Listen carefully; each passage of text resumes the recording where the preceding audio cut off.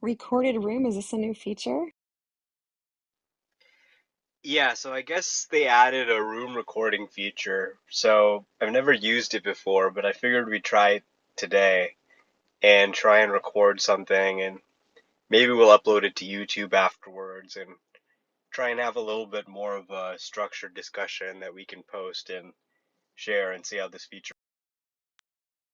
Great.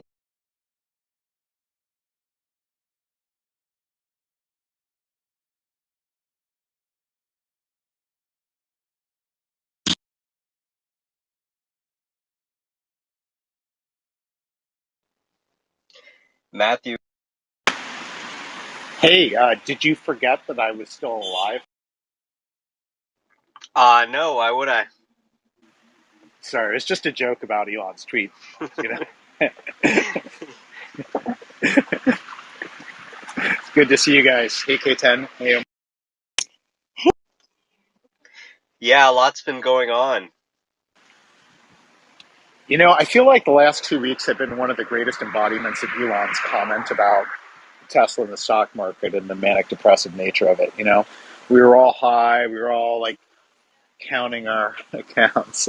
Had a little downdraft, but that's a Tesla roll. Yeah, it's definitely interesting what's been going on. Just a couple of weeks ago, everybody was just loving life because of the stock price, and now it's down a little bit to where it was a few weeks before that. And this now it's at, even though people were really happy when it closed at 1,000 the first time, now of course it's really terrible, and people are frustrated. Some people I think are you know a little bit kind of appalled at some of Elon's tweets. So it's kind of interesting how psychology works. I think in general, especially with this stock, you need to learn how to not get your emotions too caught up in the stock price, because Elon has a tendency to do. 100%. I think the Rivian IPO is a pretty interesting topic if you want to talk about that at some point. Yeah, definitely. That would be a great topic to discuss. Rivian, Lucid. I mean, I think this is some of the most interesting stuff that's happening in the EV space right now in terms of news that's happening, and Rivian's eye-popping valuation, and the fact that we've now got three fully electric car makers, and where that puts legacy auto.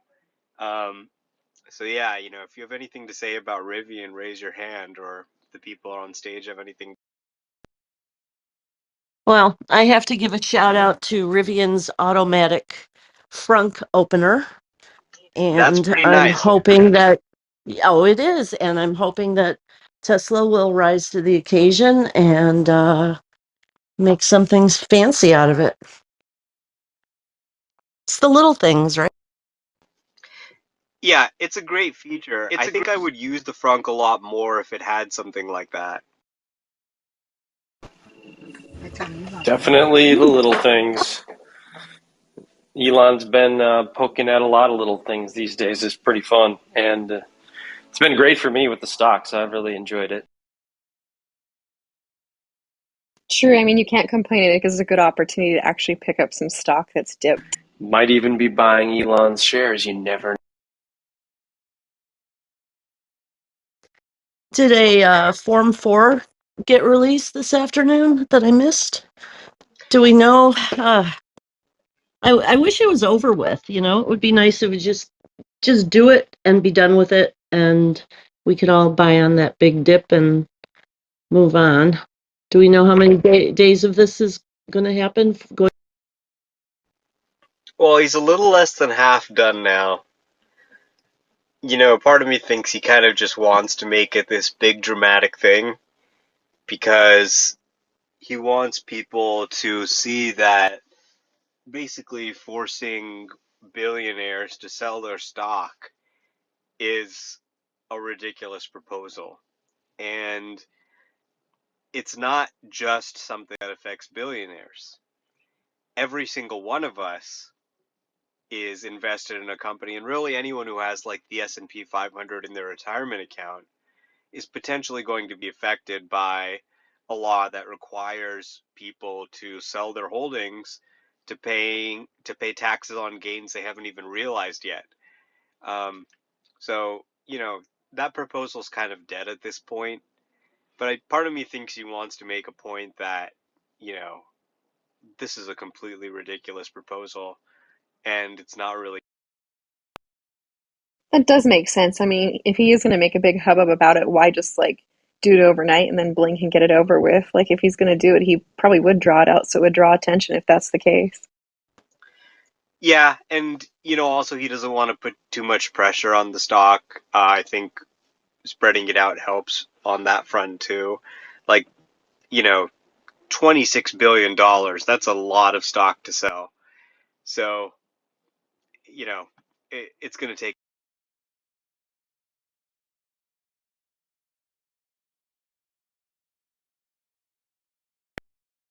Yeah, it seems like no matter what Elon does, he's going to be under scrutiny. He's like but the wealthiest person on earth, so he's always in the everybody's eyes. They're always seeing what he's doing and scrutinizing it. I mean, at one point he was the underdog, and now he's the top dog. Right, it's a great point. Like, if you think about everything he went through in, 2018 and with the Model 3 ramp and people saying he's going to go bankrupt to now saying, hey, this asshole's too rich and we need to take some of his money because he has so much money and he has all these unrealized gains on his Tesla stock. It really is a pretty shocking reversal and a pretty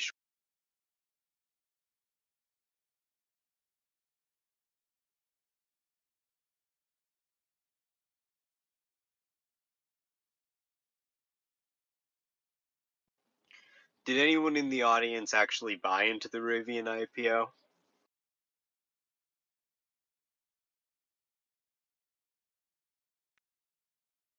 Not a chance in heck.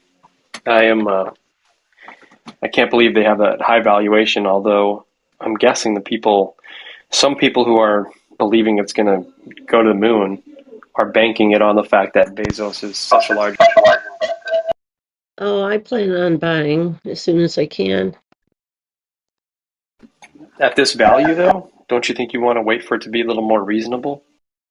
Um, yes, I'm hoping that'll happen. I'm angry about not getting in on the IPO. I kind of let this go, and I thought it was going to happen around Thanksgiving, and I don't know. Oh well. I think it'll be back down to under $100, well under 100. Yeah, I'm with Isaac and Lisa. I think I might buy it, only just to hedge my bets a little bit. But most of my holdings is in Tesla, and I plan on keeping it that way. But right now, I see Rivian's just a little too rich for what they are. Yeah, I mean, if there was like a steep drop tomorrow, I would definitely look at it just because, like, it's mooning. It's gone up like 82% in a week. So, whenever you have that kind of like reception to a stock, regardless of what it is, unless they're, doing something really horrible, it's probably worth taking a look at. Um, but, I do think there is kind of this thing where it's like, well, Tesla has $1 trillion valuation, so okay, Rivian has $150 billion valuation. Maybe that's not so insane. And some of these companies that are really trying to capture on the investment hype around Tesla in many ways are not Tesla, right? They don't have the production, they don't have the AI, they don't have 4 factories around the world, they don't have the service centers, the superchargers. They really have one vehicle design that people seem to like, and they're just now starting to produce them. And there's a tremendous amount of risk involved. Most of these startups will end up being worth nothing. So, you know, it's tough to see how it plays out, but definitely in the short term, especially if you look at like the EV tax credit passing, things seem pretty bullish for these EV startups. And the market seems to like the pure EV plays. a lot better than the existing automakers who say they're going to get.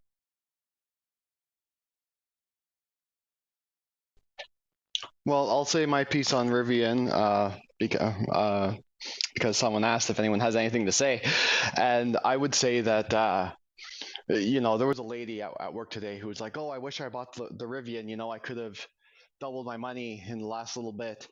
And the thing is I just sent her some simple screenshots, and it's like, look, when Tesla had a valuation of somewhere around the $76 billion mark, just before 2019, they had a revenue of somewhere in the realm of, let's say, $25 billion with a $400 million loss, where Rivian simply doesn't have any revenue yet.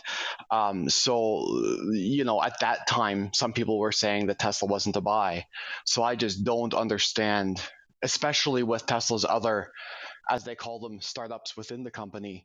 I just don't see how Rivian should be valued anywhere near it is, and people are playing the slot machine because they're seeing everything go up due to inflation, and they think it's a no lose. And to an extent, for now, it is a no lose, but people will lose.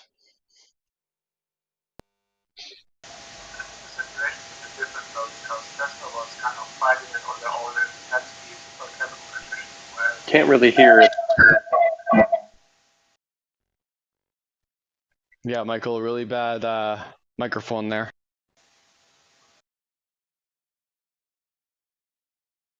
Yeah, I think a lot of people who don't understand the valuation of Tesla think that this is just another. They think Lucid and Rivian are going to be something like Tesla, and Tesla really has paved the way. It's like it's cleared the path for people to be able to see how well the EVs are going to do and to see the revolution. But I don't like. I think what Omar was stating earlier. It's and like Elon states over and over again, like the prototypes are easy, but the production is like hell, and it is hard. And so we can get on the hype and invest in them, but like I mean, like what Isaac was saying, I would think that it would go down and dip, but after seeing Tesla skyrocket, I just feel like the hype train's going to keep going for a while for Rivian. And I I think mean, it's hilarious because, sorry, Lisa, but I think it's hilarious because people will then say, Elon's a fraud when he was literally saying, "Welcome to production hell" in 2018. So I don't know how much more honest you can get, where these other companies just all seem to have rose-colored glasses. It's absurd, in my opinion. I feel like the mistake is made in the comparison that they're comparable because they're both EV companies, but one has proof of sales and proof of production. That is a huge hurdle. And I would even go back to historically when you look at how many hundreds of car companies were actually started after the concept of Ford's assembly line and how many actually survived. So as a startup, I would definitely personally wait till it at least got to proof of production.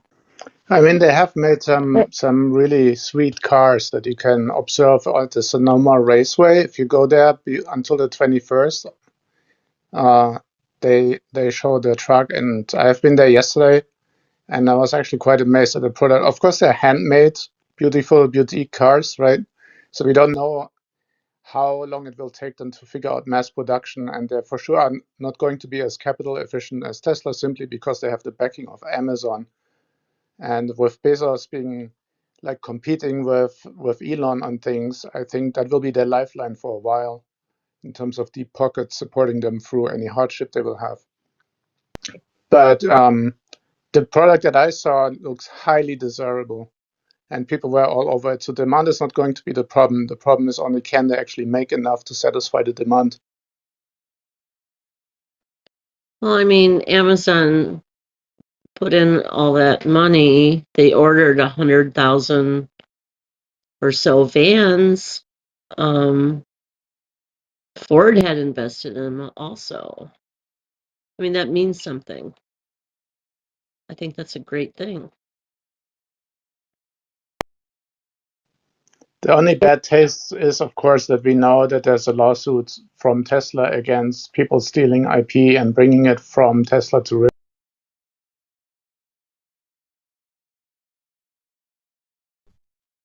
I mean, I mean, GM I don't bought think into that's Nikola, but that really. didn't mean much. I don't think that's really going to affect anything. I think they may have even like started to settle it or something like that. I mean, really what you see with Rivian's IPO is a macroeconomic factor to a great degree. You have a situation right now where there's a lot of inflation, so prices are going up. So you got your $10 today, and maybe that buys, 3 cartons of milk. And if you wait another couple of months, that same $10 in your account is only going to buy maybe 2 cartons of milk. So your purchasing power is going down. Just keeping your money in your savings or checking account, and you're not getting much interest there. And everything's going up. People are expecting increased inflation because the pandemic continues to be a shit show. It continues to raise costs for people. And so people are in a situation, especially with the low interest rates, where they don't have a lot of good investment opportunities. They don't have the opportunity, for example, to invest in a treasury bond or a checking account with a good return. So they're driven to riskier and riskier investment classes. Cryptocurrency is soaring, Rivian is soaring. And with investors looking for clean investments with good ESG factors where they can say, yeah, we're putting our money towards something good. This is increasingly something people care about. And this kind of investment climate, that's where these kind of sky high valuations become possible, I guess. That's kind of the only justification I can think. But the question is really, okay, is this going to be sustained? Um, do market conditions change? It's kind of an open question.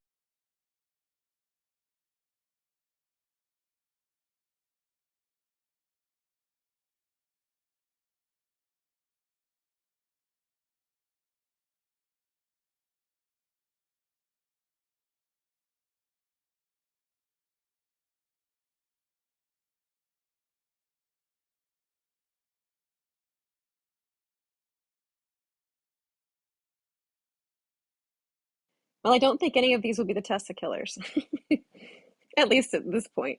Or No, I don't think they'll be the Tesla killers, but I do think having competition is a good thing. And as I think Lisa said, having that automatic frunk opener on the Rivian is going to be something that should put, light somewhat of a fire under Tesla to be like, oh, we can easily do that for our customers. So I think having these other vehicles, although they may not be as efficient nor be at a good at a comparable price point, they still have the ability to open up the market more and cause Tesla to have to be okay. How can we make our product even more desirable? Although they have the ultimate demand problem of just we don't really need to make our products even more desirable because we have all the demand in the world and not enough resources to scale.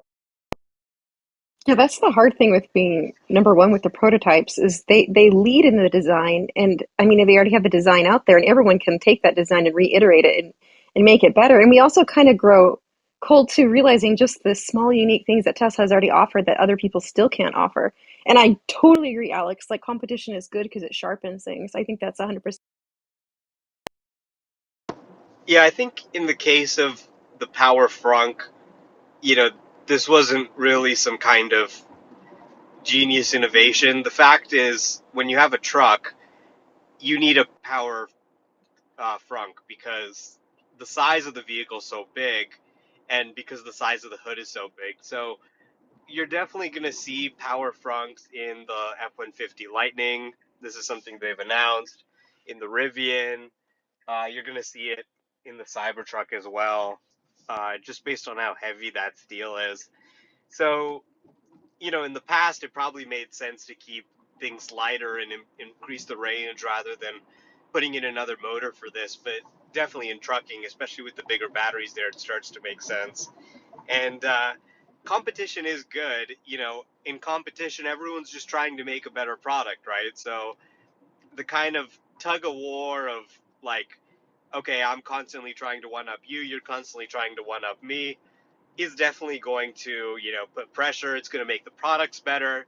That ultimately means we get better products, which is great. But the fact of the matter is, when you look at what these companies are saying for their production numbers, Lucid, it's like 500 units in the first year.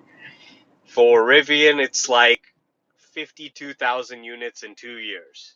So in the first year, they're going to do a little less than 26,000 units, and they're going to do a little bit more than 26,000 units in the second year. Altogether, in 2 years, they're going to do what Tesla produces in 20 days right now. So is it going to move the market significantly?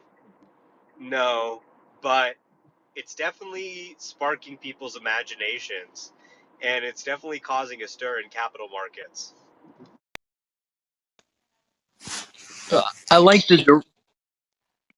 I like the direction that the thought process is going. At least we're at this point where investing dollars are going down this avenue. But a quick poll, and I'm not talking about Twitter or something like that, but how many people close to you, like family, friends, who knew you invested and they didn't, and now they come back later? Well, yeah, you did good on Tesla. Who's your number two? Because I just don't I want to invest in Tesla because I already think they're too high. Like that happens to me all the time. How often do you guys get that? all the time. And then I tell them, you said the same thing when there were 700. And they're like, yeah, but now for reals. Absolutely, exact same conversation. I'm still at the point where everyone is saying that you probably shouldn't be managing your own money because it's too risky. I basically Right, tell and people, go ahead. right, yeah, and I was just gonna say, I think a lot of this psychology feeds into it, like, oh, I wish I invested in Tesla, but Those dang phone calls. I'm going to invest in Rivian. And like I said before, Rivian is not Tesla. You can't just invest in Rivian and think, okay, well, it's going to be just like Tesla, because lightning doesn't strike every day. And when it does, it doesn't strike in the same place.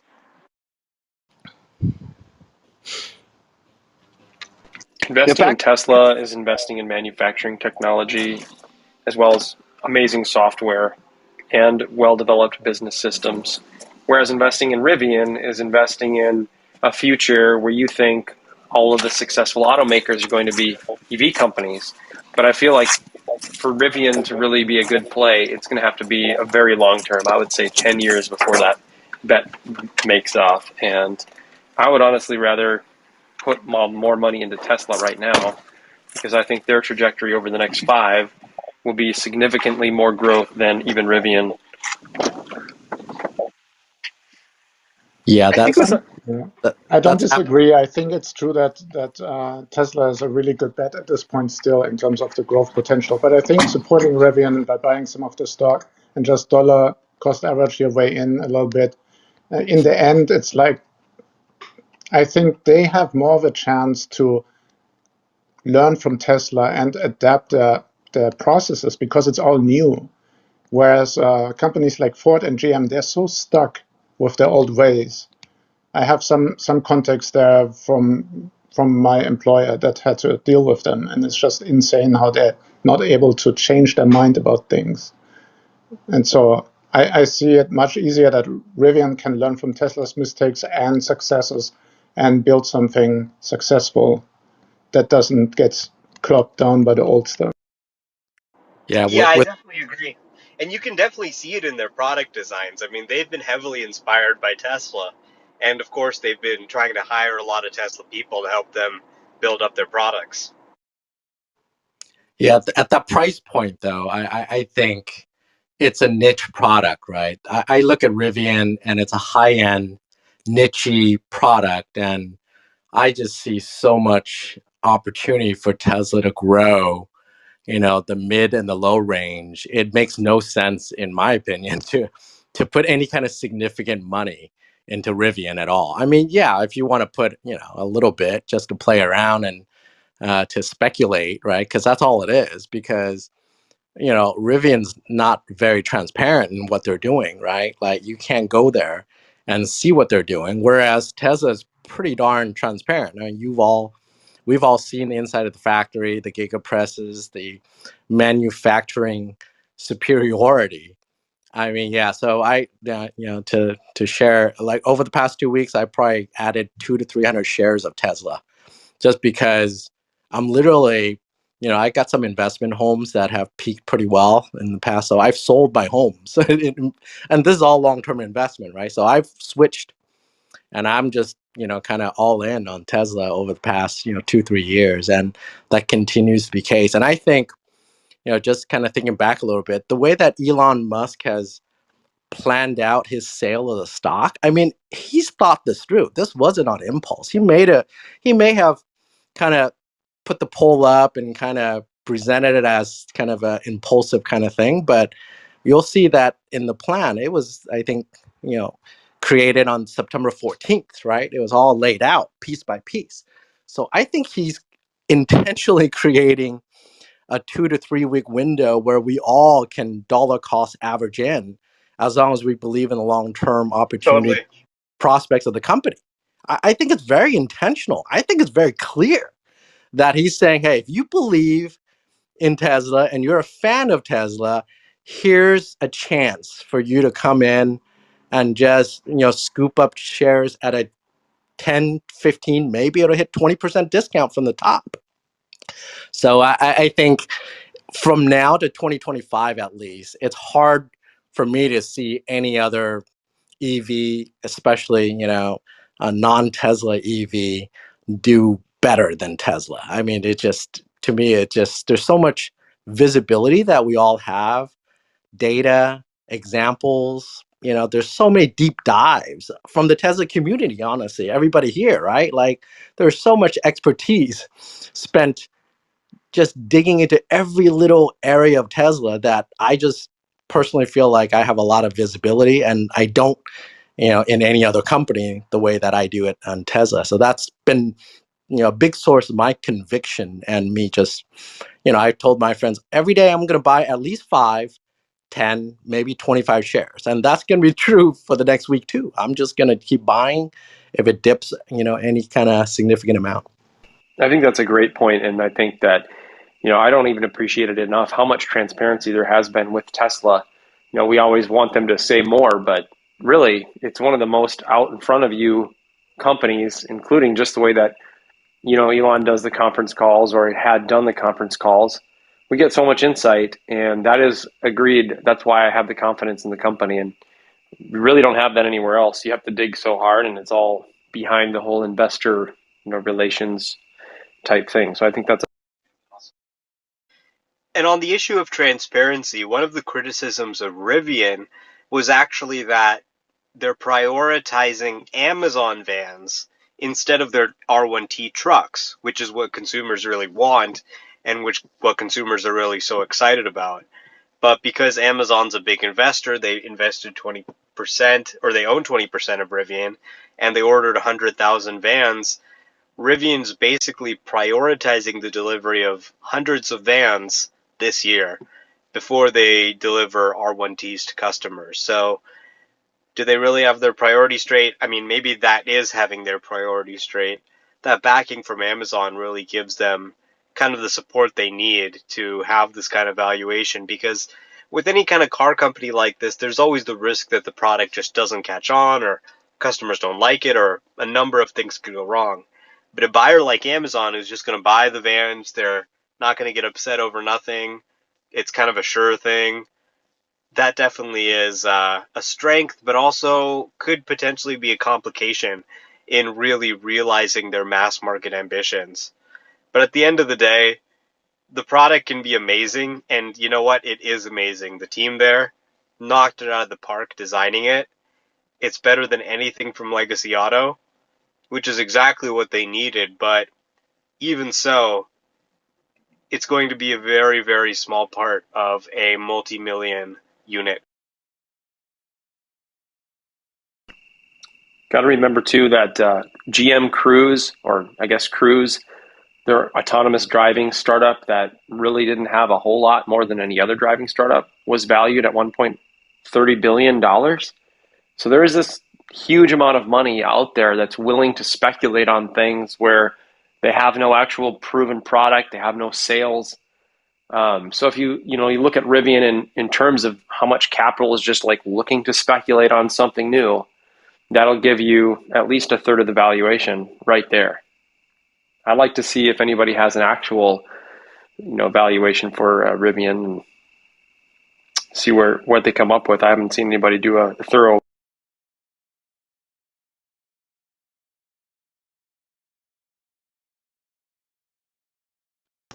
I think the most in-depth dive I've probably seen on Rivian has actually been one of Galley's videos, just saying, "Hey, I really think this is overvalued. There's no way that you're worth this much." Um, but yeah, you're right. I haven't seen anyone do actually like a really true in-depth video, just trying to give it an actual valuation, not just saying I think you're overvalued, but going into the meat and potatoes of the whole company.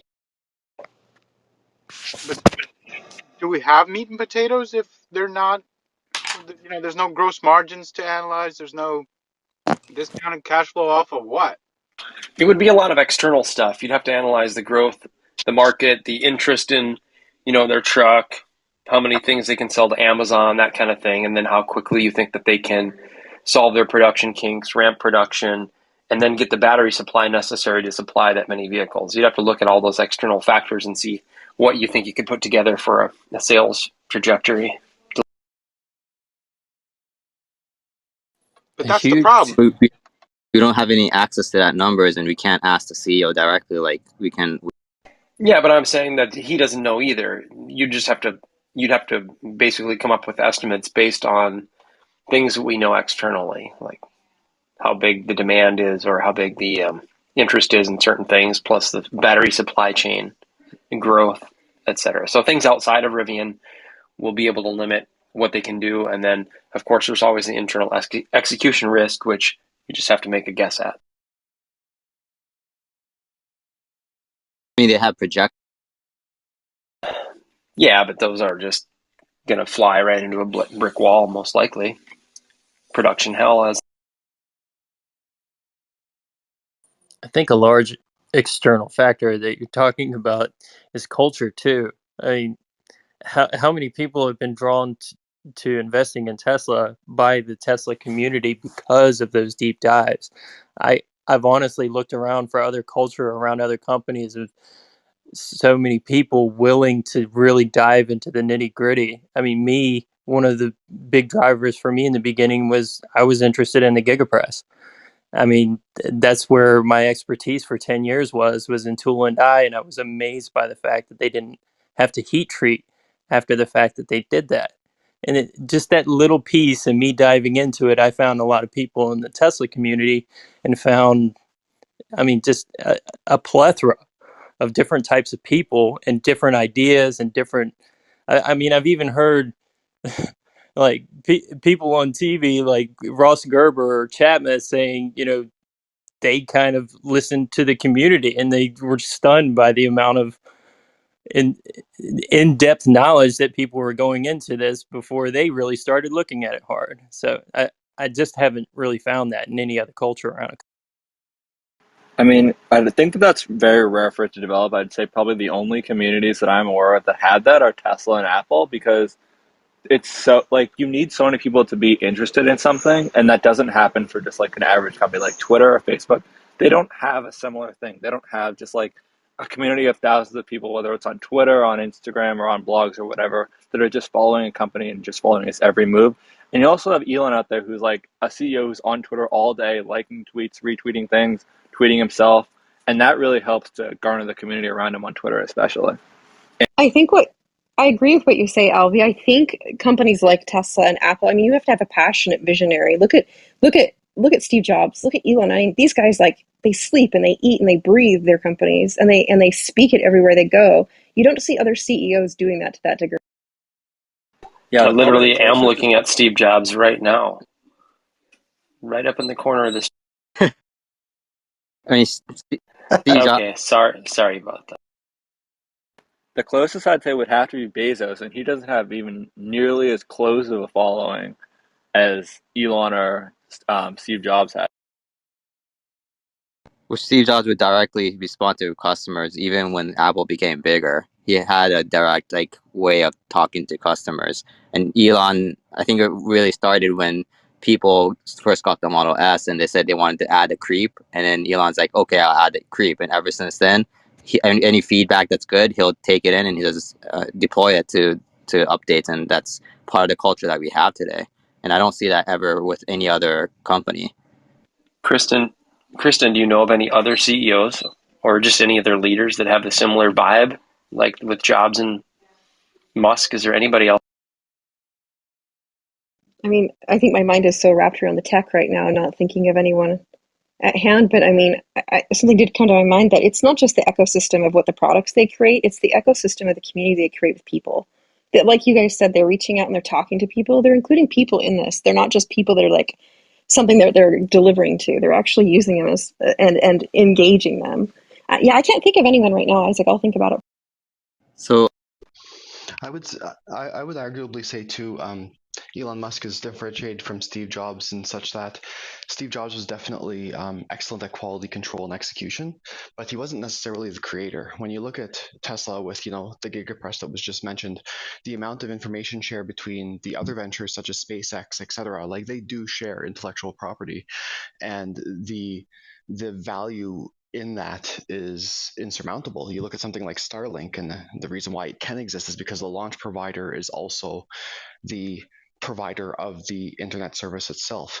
And I think that's hugely underestimated, where Tesla is groundbreaking. You look at someone like Sandy Munro, who knows engineering, and he can't quite figure out the secret sauce that's in that alloy that Tesla created to make the gigapress work. So there is still secret sauces within the company.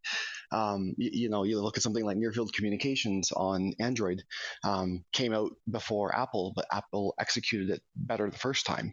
Now they're roughly on par.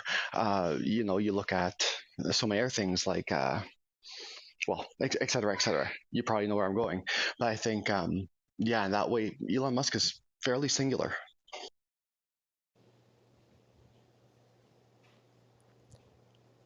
Guys, it's Kids Gas. Sorry, B. I just thought I'd let you know that I plan on opening up a new company where I take people to space in a commercial vehicle called Lagan. I haven't made it yet, but I do plan to place its valuation at about 100 billion. So anyone that wants to buy in, please. It sounds like a Nice. Congratulations. Sounds like a next hot IPO. Yeah, I mean, apparently you don't have to produce any product in order to IPO at that valuation. So I'm in. Can we be your first 12 passengers? 100%. And I'll send them out as like influencer stuff. If you just tweet it or put it on your YouTube channel, that'd be great. Just send some of your kids; they'll be fine. Yeah, just Maybe don't make put it us in red a shirts. right. Make it a crypto coin. It'll go to the moon for sure. You won't even have to. Yes, kidding. Yeah, I want to kind of add in a little bit about corporate culture, right? Just because I spent 25 years in kind of small, big corporations, and the way that Elon Musk flattens the organization, and and he literally has said out loud, right? Hey, if you have a manager or a boss that you know enforces a chain of command, that person's out, right? That is absolutely astounding, right? Because 99% of corporate cultures out there, you have a chain of command. You have, and eventually when you get big enough, right? Once you kind of outgrow your founders, kind of the startup mode, because I was part of a startup that got bigger and bigger. You see that you start to get people who are talkers and not doers, right? That are territorial and not experts. And so the bigger you grow, you get more people that come in that just knows how to suck up to the CEO. They're the CEO's, best friend, childhood friend, neighbor, whatever. They sneak in into these organizations, and those people are the bureaucrats, right? That will slow things down, that hinders innovation, and then the smartest people tend to then leave, right? So the fact that Elon Musk has created a culture where that's just not allowed, right? The straightest direction is, how do you solve a problem? And so when he enables that kind of corporate culture and the ability for the best of the best problem solvers, engineers, coders to get things done, right? Is not well understood, right? Because most corporate cultures don't have that kind of freedom and that kind of ability to allow those who are the best at what they do to rise to the top and to lead. And so I actually had a neighbor. He has two Teslas, and he actually said, "Oh, I have one of them has a former person who worked at Tesla, and he left after like 6 months." And he was actually very negative on Tesla, right? He said, well, he said they were like chaotic and there was no like organization, and he left because he was not very happy. And that's one of the reasons my neighbor only invested a little bit in Tesla. Whereas I said, hey, there's a chance that that person that left, he wasn't very good at what he did. And he was trying to probably control it like he did at his former job, which is a chain of command. And he wasn't a good fit. That's not an indictment on Tesla having a bad culture. He wasn't very good, and his underlings that he didn't respect very much probably was better, at it than he was, and he left. Right. So I just want to emphasize that is like hard to quantify, and it's very rare. But once you have that, you think about it. You have 100 engineers who are like solving problems, and you have very few, if any, managers who are keeping them from doing the best thing for the product, right? Yes, it's probably a little bit chaotic. Yes, it's probably not perfect either, but that is hugely underestimated. And that's what makes me so bullish on Tesla, because in my 25 years of being in corporate America, I don't see that anywhere else, honestly, not even at Apple, right? A perfect example of that is Sandy Monroe's response to after he interviewed Elon and got to sit in at SpaceX. And later videos, he describes how many corporate leaders he's talked to, and as an engineer sat in with, and he said they just don't let you talk to them like that. Where I think Yep. somebody actually corrected him during that meeting, and he was like, "Oh, okay." And he was like, "Anywhere else, you'd be going." Yep, that's exactly it. Those are the things that Sandy can kind of percolate up. And when we're listening to Sandy talk, like to me, that's the line that it's burned into my brain, right? So when I push that button to buy more shares of Tesla, I don't stress out. I sleep well. So when I met him and talked to him in 2013, he was just flat out just normal person. He would just answer your question just normally, and you don't have this corporate veil that you're talking to when you talk to like these CEOs and the C-level executives. He just straight up talked to you like a human being, and he didn't have to talk to us. But he stayed after the interview. And he just talked to a bunch of us, and that's when I knew that he's a totally different person. He's like Steve Jobs. That's when. Yep. Yeah. Yeah, I mean, there's a lot of things that are different about Tesla and SpaceX that are unique. You don't become one of the world's most valuable companies by doing things the same way as everyone else. And definitely one of the distinguishing factors for Tesla and SpaceX too, is that it's a place where engineers can go and actually get something done and see results. They can build a rocket and then actually see it launch, actually see it take people to space. Um, or in the case of Tesla, build a car and actually ship it in volume, build a autonomous software and actually have it impact the lives of thousands of people and potentially save their life. And that still remains the case today. Like, there's nowhere else where you can go to get things done. Maybe you want to go work at a place like Rivian or Lucid that is also very kind of serious about electric vehicles and focused on that. And maybe they can even make you a great offer because they love to hire someone who's from Tesla. But at the end of the day, you can't ship a car if you're working on the Apple car, right? You can't ship a car if you're working on one of these startups, really. I mean, Rivian and Lucid are starting to ship in small numbers. So Tesla still remains very unique in just kind of that culture of just like, just get it done. You know, like the lack of organization isn't a bug, it's a feature. You know, they're not going to impose their will on you. It's really a bunch of small teams, a bunch of startups at Tesla that are getting things done. And it's very unlike any other company, publicly traded or private. Yep, absolutely agree. I think Elon's instinctive kind of negative reaction to marketing and sales, kind of it strikes a kind of chord with me, right? Because who hasn't been marketed to? And we spent our money, and when we got the product, it was 50, 60, at best 70% of what was on the shiny poster, right? You get a hamburger, you get, I don't know, this product or that product, and it always underwhelms because we've been so well, you know, marketed to. They know how to push our buttons to buy something, and we've always been underwhelmed. And so, I think there's a, I think when Elon comes out and says, I kind of fundamentally believe that marketing is kind of like lying to people. And I don't like that. I just want the product to speak for itself, right? That is huge. And I think a lot of us it may not be, we may not be consciously reacting to, but subconsciously it settles in, right?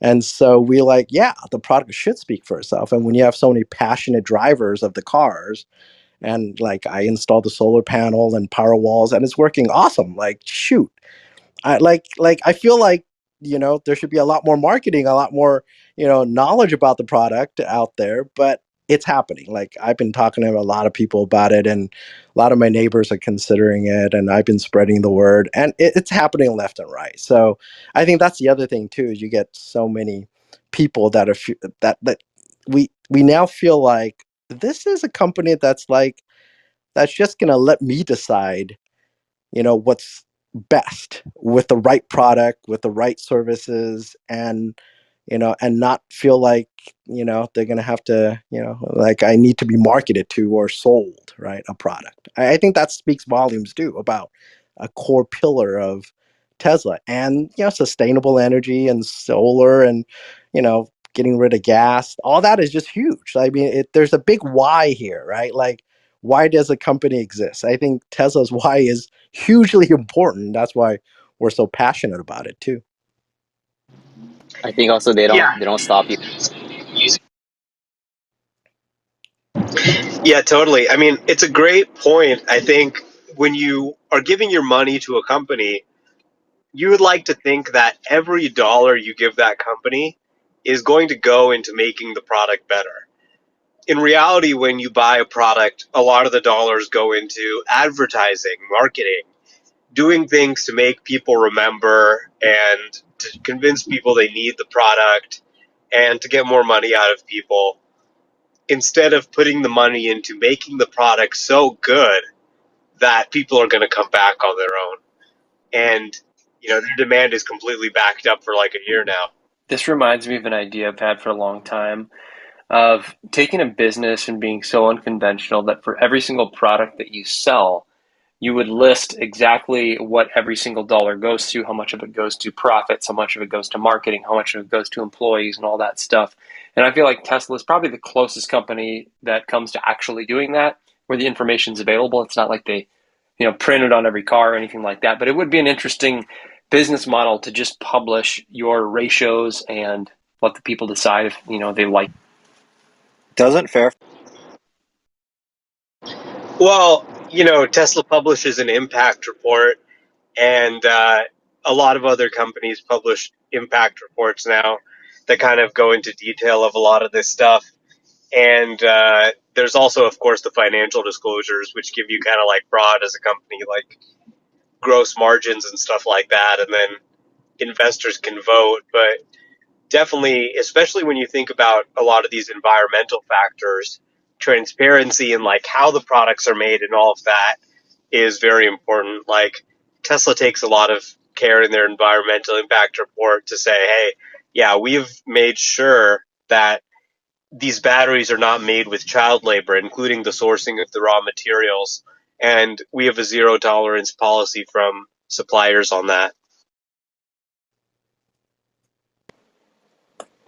What Yeah, do you I guys? think What Umar was saying about where the money's going and going into an organization and having that money going back into ad spend and things like that. I think when I buy something, I'm like, I know that they're putting money in their pocket, and it doesn't matter whether I like it or not. If I like it, I'll be like, good, they've earned it. Just like a tip jar. If you're doing some software, you want to, okay, let me give you some money, even though you're doing this as freeware. With Tesla, it's not going into ad spend. You're not being manipulated. Just to kind of reiterate Omar's point, but and then the rest of that point was that you're going into that money's going into making the product better. Well, that makes sense as far as like physically making it. But there's also the part that you're making it better by supporting financially the company that's continuously making it better, because I bought the car a long time ago and that money went towards the company, but the car's still getting better. So it's not even just that the next iteration is better. It's not even the next built product is better. It's that they're continuously making this product I paid for better. So it feels different than buying a car and expecting depreciation. And we won't talk about the value of the car as it goes because we know that's all over the place. But it's you're investing in the company. The company's investing back into you and the product you've already purchased. Yeah, they can make better versions for the next people who get them, but you're actually buying a future version of your car when you buy the car's version it is now. And so that's another thing. No one, I don't think, like buying the first iPhone, it was a crap phone, right? Now, let's say if you bought the phone now with all the hardware that's on it, but Apple had no idea how to use all that hardware yet. They're just like, hey, you know what? We're not going to use all three cameras yet, but someday we'll get there. It's like that. It's like they're making adjustments hardware wise, but you're kind of investing in the product instead of in ad spend or in other things. And if that doesn't give you confidence in buying it, I don't know. I don't know what you're looking for. Yeah, it's a great point, Woody. And I think especially when you look at, for example, the Tesla Crash Lab video that came out recently, where they showed how they're actually crash testing your car after you get it. Okay. So it used to be they would crash test the car before they started selling you the car. And then they say, okay, yeah, it looks pretty good in the crash. And then they send it out, right? And these crash tests that they would do a front impact, a side impact. It's not really reflective of really how cars crash in the real world. It's just kind of the test they came up with, right? So what Tesla did was they, of course, do the crash test before they sell the car to try and get it as good as they can. But then, even after you get the car, they're continuing to crash test it. And not only crash test it, but look at the data from real vehicles that are crashing over the air and getting information and using that information and using the new crash tests to continue to optimize how your car performs if the worst thing happens to you. And then they're sending it out as an over the air update so that. And they're virtually crash testing, which may be an industry standard now, but I don't know if it is or not. But they're doing simulated crash tests before they even do the physical one. They're saving money on destroying a bunch of cars before they're ready to do it, and they're able to replicate the results exactly, which means they can do more virtual testing and still do physical testing and have significantly more data points for the same type of accident. I don't know if that became industry standard or if other industries are doing that, but I know Tesla is. So you're right, and there's another Tesla's doing this, they're doing it really well, and Yeah, I think one of Elon's favorite tweets that I've seen is pace of innovation is all that matters in the long run. And I think fundamentally this is where Tesla is different. Like if you look historically at companies, they will innovate into something that is a great and new product, but then they will essentially make incremental improvements to that over time and ride out the profits from it. when you run a company where pace of innovation is the goal rather than innovation in itself, it opens up your doors to reveal your playbook to the entire world because you know that you can innovate faster than anyone else. So I think one of the biggest like fundamental benefits of this design is that you can tell the world what you're trying to do, and what that does is it gets the best talent in the world to come help you do that. Uh, this is a huge change from the old days of it, where innovation has patents, has secrecy, all the talk is hush hush in the boardroom. It's it's sharing your vision for the future, and I don't care if you know what we're trying to do, we'll do it faster than you. Yeah, if you haven't watched Joe Justice, his videos, I'm sure some of you have. Strongly recommended to build conviction. He works for, I think he still works for Tesla, but he's an agile engineer, and he did I think almost like an hour long just walkthrough of how Tesla, you know, basically engineers its cars as it's moving through the assembly line and innovates parts. He he describes a process which literally I saw this about a month ago, maybe two.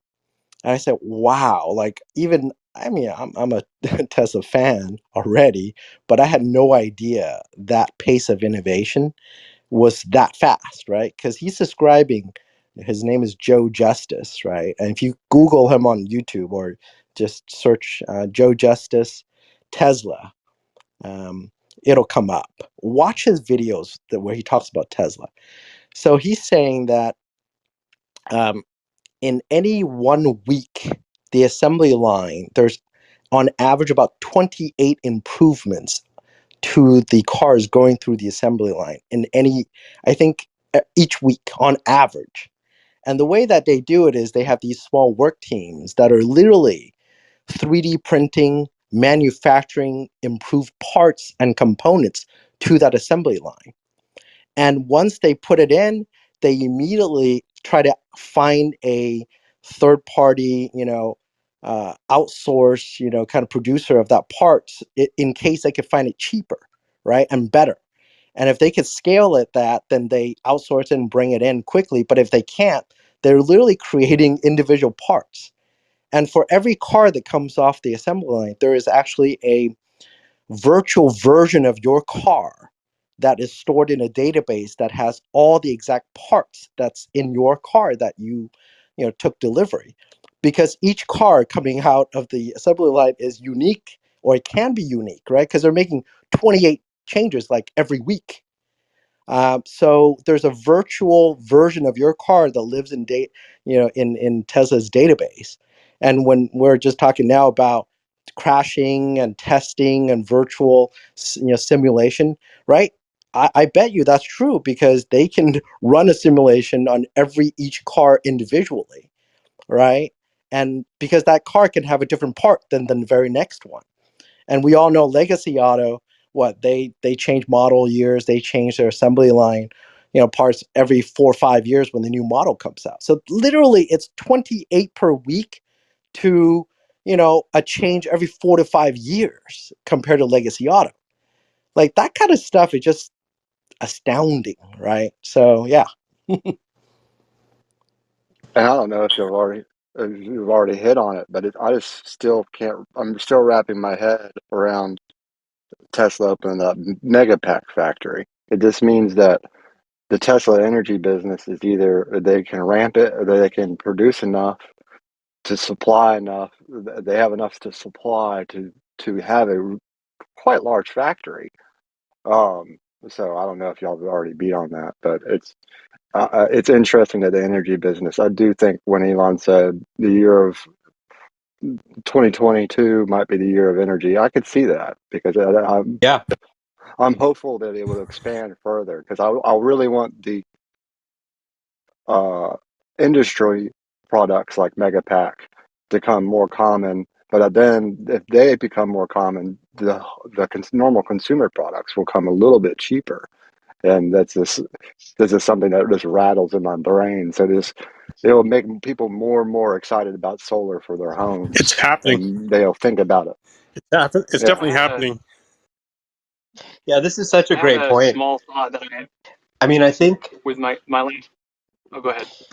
yeah, I was just going to say that I think that people focus so much on the cars that they forget about this energy side of things. And when you really look at things long term, what's bigger, the car companies or the oil companies? The oil companies are way bigger. Before Apple was the biggest company in the world, Exxon and Saudi Aramco. Actually, Saudi Aramco still is one of the largest, if not the largest company in the world. It's up there. So the oil companies have always been bigger than the car companies. So why is that? Well, the car companies will sell millions of cars every year, but there's billions of cars that are out there that have been sold since the beginning of whenever they started selling combustion cars. And that's a huge revenue source, right? All those cars become useless unless they buy the products the energy companies are selling, which is oil. So the energy companies have been very rich because they have this captive audience. You already have the car. In many cases, you've spent tens of thousands of dollars to acquire this car. You're going to want to use it, and you're going to want to buy gas every day. If the price of gas goes up to $5 a gallon, you're going to complain, but you're still going to buy it because you've already spent tens of thousands of dollars in this car. So the energy business long term is at least as big, if not bigger, than the car side of the business. And we've been basically just using fossil fuel generated electricity to kind of transition us, and that's fine. But long term, we're going to want 100% clean electricity. And here's another thing that, Rivian isn't doing, Ford isn't doing. But if you actually look at the technology Tesla's developed, like for some of these big batteries they did in Australia, for example, and that kind of thing. What their technology essentially allows them to do is take the big, giant mega pack batteries, the little Powerwall batteries, the Power Pack batteries, and even in the future, the car batteries, and connect them all and allow them to work in conjunction to charge from the grid when renewables are being generated and to discharge from the grid when renewables are not there, like, for example, when the sun goes down. So And this is I'll the only answer to how we can do it, how we can get 100% off fossil fuels. Just have a bunch of batteries distributed in everybody's homes, across utilities, and everyone's cars, store the renewable energy, and then use it when the... I was going to have an irrelevant point, but it was not irrelevant anymore. I only had a couple more minutes to add something, but Omar just kind of said what I was going to say in a different way. We were talking about, I'll just say it. So you think we were talking about this earlier today. Google has Alphabet, right? So Google made their thing, and then they kind of they made Gmail. They're a search engine. That was the simplest form. Then they made Gmail. They had all these other features and sources. They started kind of spreading out, and then at a certain point, they're like, well, we have all of these different things now. We've acquired these businesses. We've created this ourselves. We've modified this, and then they kind of made an umbrella company, Alphabet, something like that. I'm oversimplifying, but it's something like that. Tesla has almost quietly done the inverse. Like, everybody thinks they're a car company. We all know that's not the case. And they've almost got they've got the energy sector, they've got the energy generating sector, they've got cars, they've got software, we'll argue robotics, and they're just calling themselves Tesla, and they're not advertising, so as far as anyone knows, they just do cars. And so they're quietly Alphabet. And so if you were to invest in Google when they were coming out, you'd be fine. You'd be covered right now. If you were to Yeah. if you knew that Google came out, and when Google came out you knew it was Alphabet, you wouldn't just go, wow, this is a search engine, what am I investing in? I'm not paying for it anyway, it's free service. You wouldn't see what it was going to be. And we're kind of lucky enough to know that we would be investing in Alphabet. We'd be investing in this very, what from the outside looks like maybe just a car company or something simple, and there's so many things underneath it. And to Omar's point, which I said was going to be irrelevant but wasn't, you they own the energy sector, as far, or they're breaking the ice in front of them for the energy sector for what what renewable energies are. I mean, wind's already a thing, solar was already a thing. That's not new, but they're putting their name out there as that. They're going to be the Coca-Cola of solar. They're going to be the Coca-Cola of cars. So And I don't know. We were just talking about that today. That it was like this kind of Tesla is the alphabet, and the auto part of it is just a subcategory. That's a small Google, if you will. Hey, Woody, good point. And don't worry about the fact that, Omar might have already said that. I think you said it really well, maybe even better than him. But I do agree with you that I do delegate a lot of the things that I would say to Omar. He's just so much more prolific, so much better at saying it. So I let him tweet a lot of the things that obviously I would. Well, it's interesting. Tesla's really kind of the car company plus the gas station plus the oil company all plus the combined, right? AI company. Especially, and plus an AI company, plus a lot of things, plus a lot of stuff they haven't even thought of yet. Like, if you Right. think of what the supercharger network is, it's kind of like a gas station that's going to be open to everybody. And you think about the energy side of the business, all this expertise they have in building vehicle battery packs and battery packs for the home, it translates into these big mega packs too. So, and then of course, like, what other crazy thing is Elon going to think of tomorrow that we don't even know about yet, right? Like, I I think they have mean, a lot of expertise to build robots and drones and that kind of. think about it. He also is trying to get in, or is getting, are already in, and trying to break even further through into insurance and making that more of a fair, Yeah, democratic type of system than it is. Because right now it's just, oh well, you live in this area and you're this age and you've had, um, you know, this number of accidents, so the average number of accidents is this, so we're going to say we're going to charge you this much because we know we will make money off of you by doing that. Where Tesla is going to be, okay, here's your real-time driving habits. We can say that you're a safe driver or you're not a safe driver and charge you accordingly to that. Yeah, and I can't remember if it was Elon or one of the energy execs. They're like, our auto bidder software moves faster than the utilities. Like our auto bidder software sends out the energy quicker than the utility can realize it needs it. And like they had to fine tune it or something like that. I think that was Elon. I can't even remember the comment completely, but that sector is going to get bigger and bigger and bigger, and to become a Goliath. Like I always jokingly say, that's the thing that will, once everybody realizes how powerful that energy business is of Tesla. So they like Elon has to be really careful, but not to step on toes. But he's going to step on toes with this once everybody realizes how big it is. Exactly. The I was going to add, just in this last month, we've been hearing about the securing of the long-term contracts for lithium with a Chinese firm, and also the buzz about long-term lithium from Quebec, and of course, securing long-term contracts for resources is pretty key to owning the battery.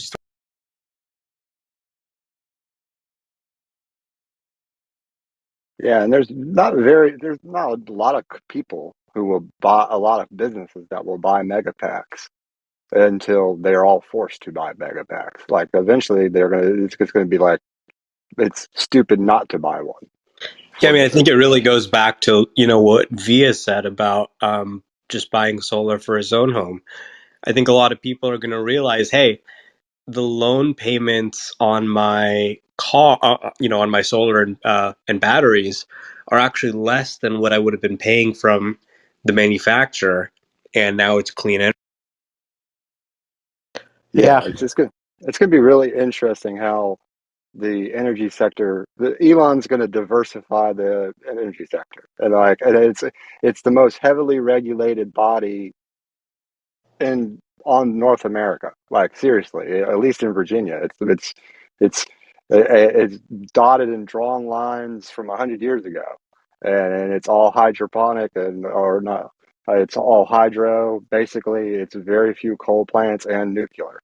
But like, it's going to be interesting when the big guys have to invest in Tesla Megapacks because the energy grid's just going to need it. It's somebody else's product. There's a lot of space there to compete, or Elon's just going to wipe out the competition because he's already there. Yeah, Got especially the switch to LFP for batteries is going to be huge in bringing the cost down and making that more competitive. And you're already seeing a huge amount of orders. This is why they're building that Megapack factory. And when you look at what the output of that factory is going to be compared to what they had before, it's just nuts. Like, this is going to explode. The thing that you guys also have to realize is not only are we moving all of our homes to electric fully if we want to make them, more renewable, moving our home heating to electric, but the number of electric cars that are sold that are going to replace gas cars are going to create an insane increase in demand. And there's going to be all kinds of efforts to basically increase production and meet that demand. And guess what's the lowest cost electricity you can get? Solar. Oh, yep, yep. I'm in the middle of that whole equation right now. Like Omar said, I have solar panels. I'm literally selling back to the grid, and this is just basic math, right? I'm using literally 1/5 to 1/10 of the energy that I'm generating off of solar. So literally, I am producing 5 to 10x of what I need. So I'm gonna buy, I'm gonna get a Model Y probably within the next 30 days. Not gonna have to pay for gas, and it's just free gas forever.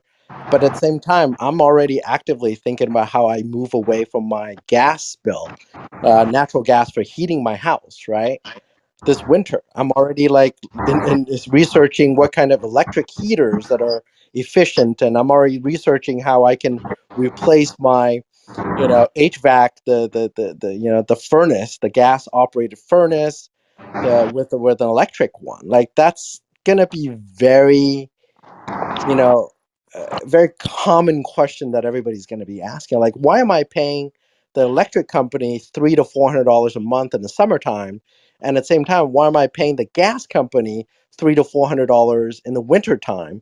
It's like I'm getting hosed both ways, right? So now I've resolved the summer for the electric, air conditioning and cooling, but now I'm actively researching how I can switch over from natural gas to electric, and it's very quickly becoming a very much a no-brainer value proposition for me. Yeah. A lot of Yeah. companies are gonna I would try to look into say like a heat pump. a lot of companies are going to try to get you basically first the first hit's free. Like they try to get you to where you would depend on them. Now I can't say that. Well, the reason I'm saying that is what we're all describing, what every single response has been, is that Tesla's almost creating an ecosystem, but that isn't depending on them. Like they're opening their chargers up and everything like that, but they're creating independence, which again is ironic because people feel like if they have a battery operated car, they have to be range anxiety and all this other stuff. Tesla's creating the feeling of independence, and all these other companies are just dreading it because they have worked so hard to make consumers think that they need them. And Tesla's saying, it's not that hard. Here's a battery. It's not that hard. We'll open up our chargers. It's not that hard. This is open source. It's not that hard. We'll do this. And I think I've always wondered what everyone has against Tesla and what everyone has against Elon. I think that's the answer.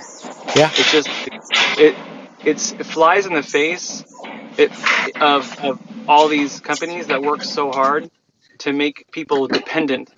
And this is, for lack of a better term, the people's company. This is the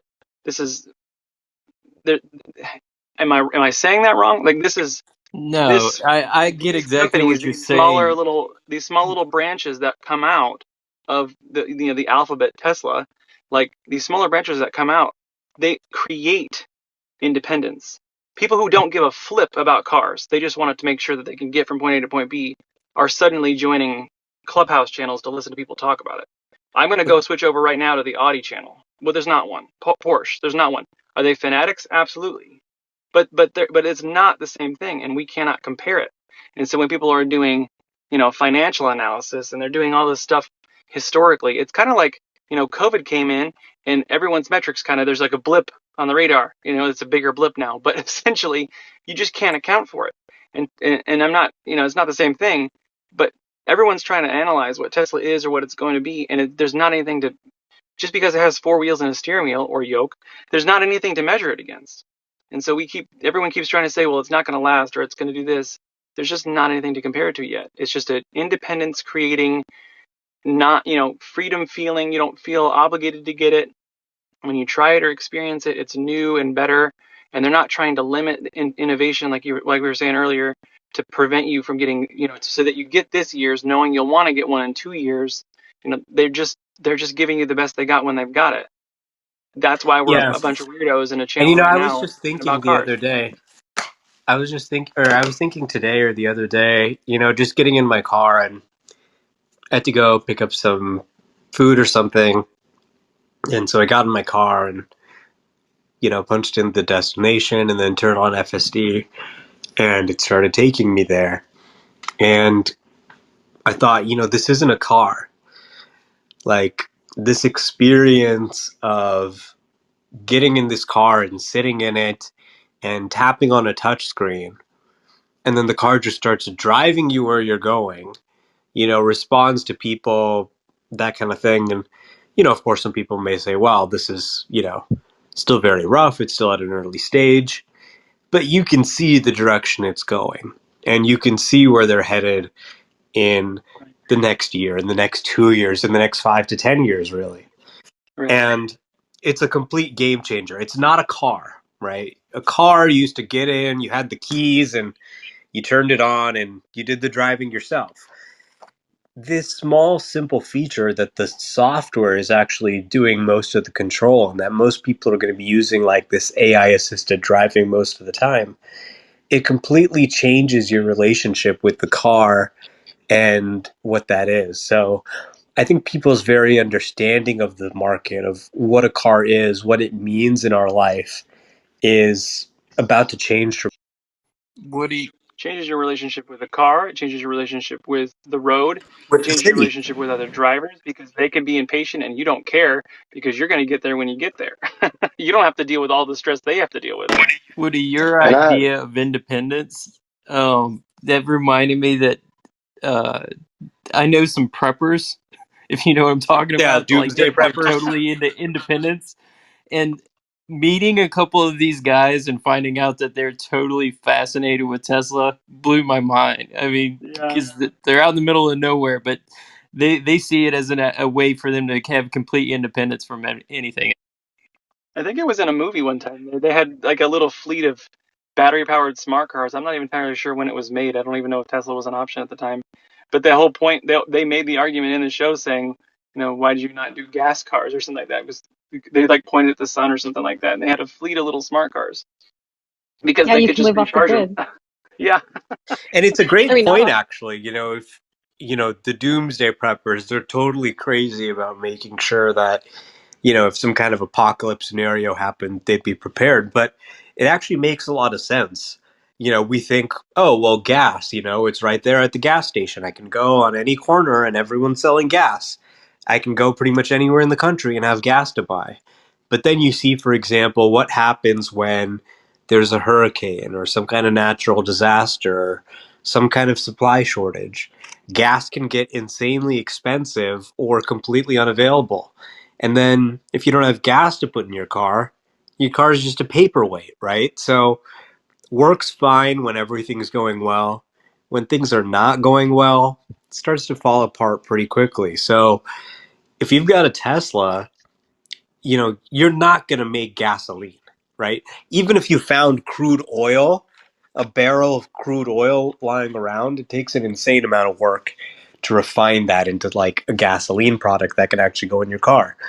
By contrast, making electricity is relatively simple. Like, this would take a long time, but you could theoretically generate electricity to charge a car just by like pedaling on a bicycle or something like that. There's really a lot of ways you can generate electricity. It's kind of the universal power source, and you can just plug it into any old outlet. If you've got solar panels, you can use those off grid, charge up your car. zombie apocalypse, whatever, you're ready. And just look at gas now. I think like some places like $5 in the US or maybe even six. And you don't see electricity prices increasing because of quote unquote inflation. So why would someone rather not want to have like in the future, obviously, because right now, of course, people have valid concerns about electric cars, but when your prices don't fluctuate based on really inflation, why would you not want to have a car that does? Right, exactly. And of course, electricity prices are regulated, so they can't really change their prices, which is kind of good for consumers if you haven't. Their hesitancy is from the unknown of they're wired to run their car down to close to empty, and oh wait, I gotta stop at the gas station on the way to work today. So like they're wired to think differently about what fuel is for a car, and because it's so similar to a car, it looks like a car, kind of acts like a car.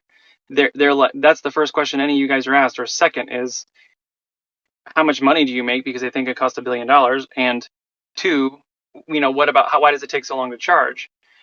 That mindset is the only other reason that's gonna prevent people from really making the switch, because they think they have to go to a super, well, and some people do, but they think they will have to go to a supercharger or just a regular charger every week. Like they go to the gas station and they're like, well, it's only 5 minutes. Well, it's 5 minutes unless you count swiping your card, putting in your zip code, touching some gross, nasty pump. Like that's way worse than just getting out, pumping it, plugging it in, and going. Even if you did have to go to a supercharger, but I would argue most people here who use their car probably don't ever need to go to a supercharger unless they're on a road trip or unless they make a long commute daily, like a 300-mile commute daily. And that mindset is something that people, without knowing, because there's not really that much advertising or clarity on it, even from other cars, they don't care. They're like, I'm not going to do that. I'd rather just be able to. I can't go anywhere. I'm just going to fill up gas. I can go anywhere and get a gas station. I'm like, you can get outlets at a gas station. You can get outlets anywhere. So that mindset is gonna slow it down, because people have that hardwired that refueling is supposed to be fast, and you're supposed to have to do it every 400 and something miles. And it's going to take a while, I think, for that mind shift to switch. I mean, I convinced my parents obviously to get a Tesla, and then they were like, "Oh, we'll just go to the supercharger once a week. It's like 2 miles away. We'll just drive down there every week, and then we'll drive back." And I was like, "No, just get it installed in the house and get like a because we had to upgrade our breaker and all that." And then they resisted for a while, but finally, I just could convince them like, "You need to just get it installed here. It will just be way faster." And then they did it, and they were like, "Oh wow, we should have done that right away. Like, it saves us so much time. It's so much more convenient. There's no reason that anyone should like." They realized finally eventually that there's no reason that you shouldn't just get your breaker And updated or whatever. you're proving my point, because they had that car for a while and still didn't do it. So it's not even like you get your car and you suddenly figure that out. It is so hardwired. It's not just like regenerative braking where you're like, oh, I forgot I haven't used the brake pedal all day today. Like, no, it's way more hardwired than that. That's how a car works. And so even when they've had it for a while, they were like, well, I'll just go to the gas station. I'll just go to the gas station. Well, okay, it's a charger station. I'll just go to the. You don't need to do that. I plugged in my car to a 110 for I don't know how many years, and that was sufficient. So anyway, Yeah, and I mean, this is definitely like a real thing, but it's very much a one-time cost. Like, once you convert somebody, once you teach them, once they've got that electrical hookup in their house, they've got the outlet or they've got the charger, they're set. Their next car is probably going to be an EV too. So it's really kind of a one-time cost, and that's the great thing about the Tesla community. Is like, from the beginning, from the Roadster days, it's just like people helping each other out. Like, hey, I got one of these new weird electric cars. Oh, how do I do this? Oh, yeah, let me help you. People just randomly giving each other advice, helping each other out, and switching people one at a time. And then that person learns, and then they help a few more people. And, just like that, the world starts changing. The air starts getting cleaner. And it's going to take a lot of like education to get people to understand that you're not going to use this car exactly the same way. But at the same time, the technology is also getting a lot better. And, maybe in 5 years, you will be able to actually have like a 5-10 minute charge. I mean, it's already pretty close right now. You can get like 100 miles in 5 minutes. it's almost like a gas station like experience if you stop at a V3 and have to get home or something and you've got a charger at home. But having chargers pop up more places and having the chargers that are fast charger support really, really fast fill ups is going to help kind of bridge that gap as well. I had a stupid question I wanted to ask either anybody in the room. How far do you think Tesla HVAC is for home? Like, I mean, it's kind of complicated I what hope it's Elon wants to soon. do. Like, it's what he wants to do is like have a water purification system. So, like, your gray sewage water would be purified. Like it would be like a closed loop kind of thing. I think that's kind of what he's saying, but I could be reading into it too much. But it'd be like I wonder how far off is it? Is it just because they're constrained on focusing on building cars in their current product lineup? I do wonder when they start might tinkering with that a little bit more. I mean, they might already be, and they're just not saying anything. But I just interested. I wish it was sooner rather than later, but I don't think with the way the product complexity is now, I don't think they're going to jump on it. I'd love to be surprised and to be wrong. We needed one replaced, and we're like, how long can it last? Can we just dream and pretend like that's going to come out tomorrow? I'd love it to be, but Yeah, It's they I more haven't about the really. heat pump at there's home, though, right? The work yeah. getting the heat pump to work at home universally. That's going to be the real key because having a heat exchanger is just brilliant. Because think that you're trying to heat up a pool and you're trying to cool your house. Why don't you have a heat exchanger? Do that. You warm your pool and you cool your house. It's just Yeah, brilliant. yeah. It's it, it's it's gonna be interesting because there's already really, really, really efficient HVACs on the market now. Like, there's ones that you can spend close to $30,000 on the in unit and the outside unit, and in a 3,000 square foot home with smart lights and everything like that, you'll have $150 electricity bill, and that's what's unheard of with this side of HVAC a few years ago because the efficiencies were awful on them, and now these big HVAC systems are way more efficient, and they're getting more efficient, but they're just getting more expensive. So it's going to be interesting how Tesla enters the market because it's like the infrastructure is already there for him. It's just he just wants to do something a little bit different with the water, um, filtering and everything like that. So it's going to be interesting. I think that would be fun to be one of the engineers that Elon pulls over and says, "Hey, tinker with these ideas," because Yeah, there's so many different things that need to I change. would Like, like to there's know great. I that think engineer. California's.